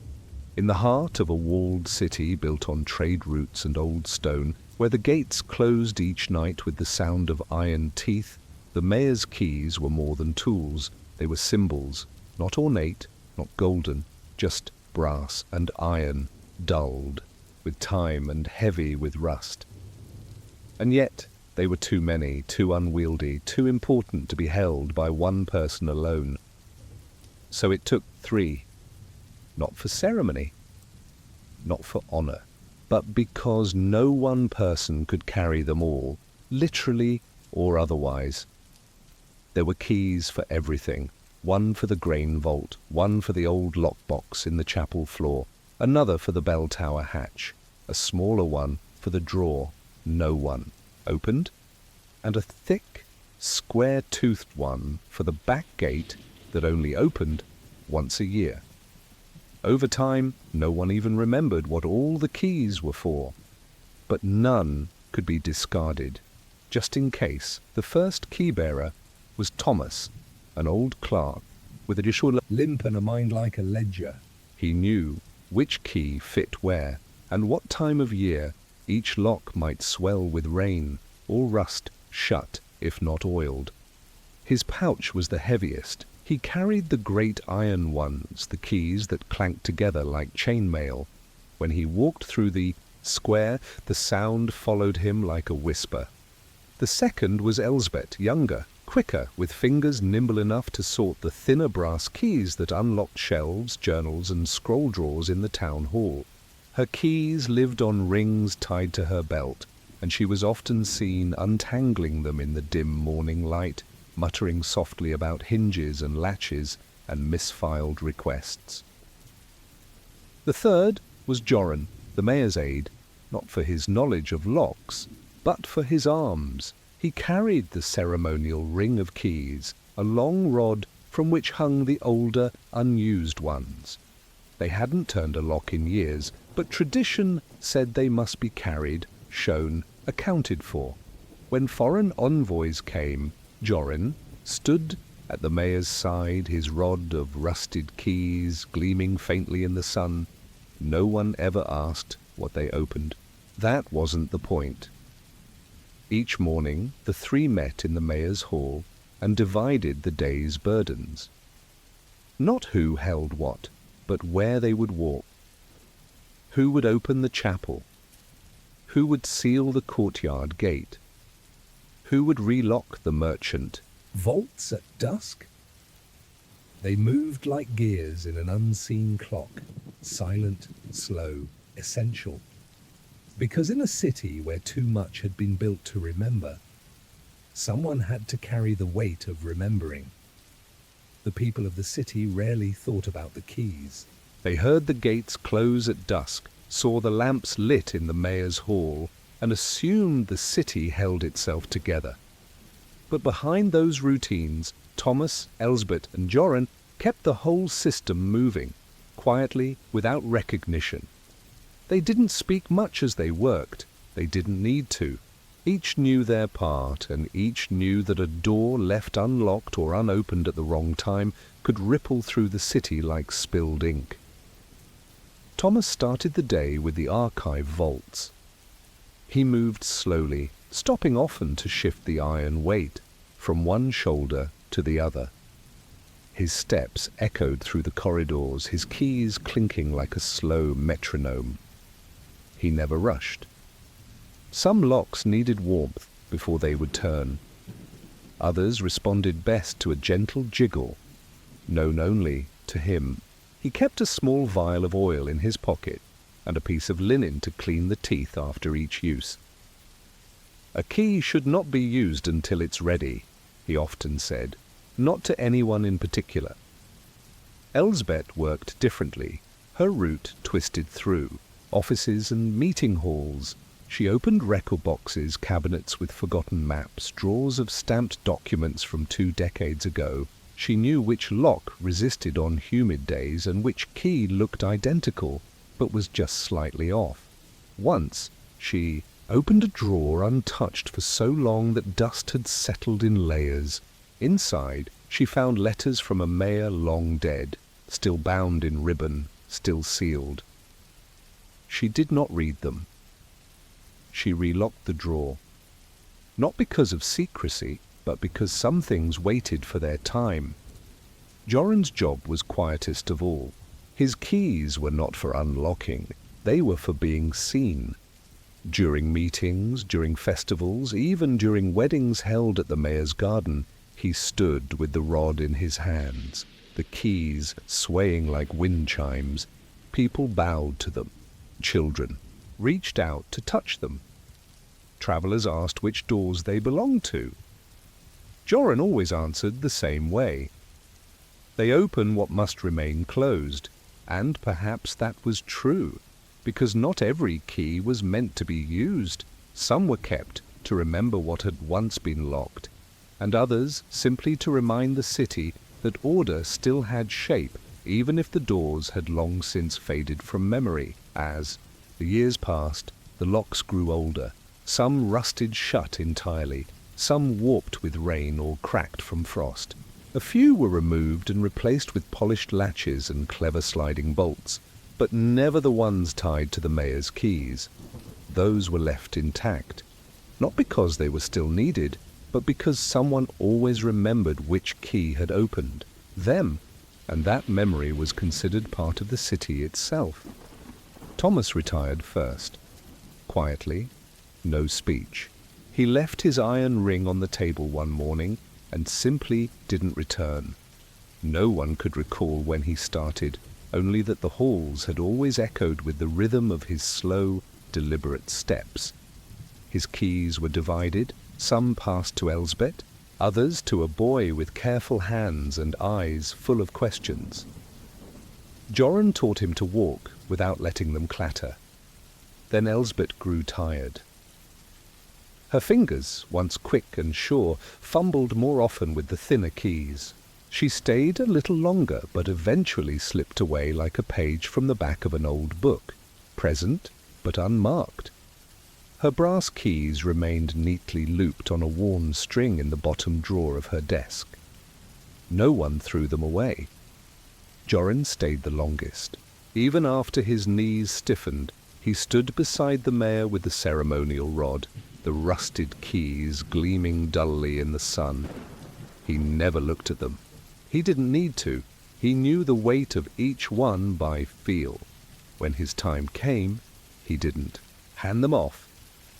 He laid the rod on the mayor's table, bowed once, and walked out through the side gate, without unlocking a thing. Now the keys are shared among a new trio. No one remembers when the tradition started. No law requires it, but still 3 people carry them, each knowing their part. The doors change, the locks evolve, but the weight remains.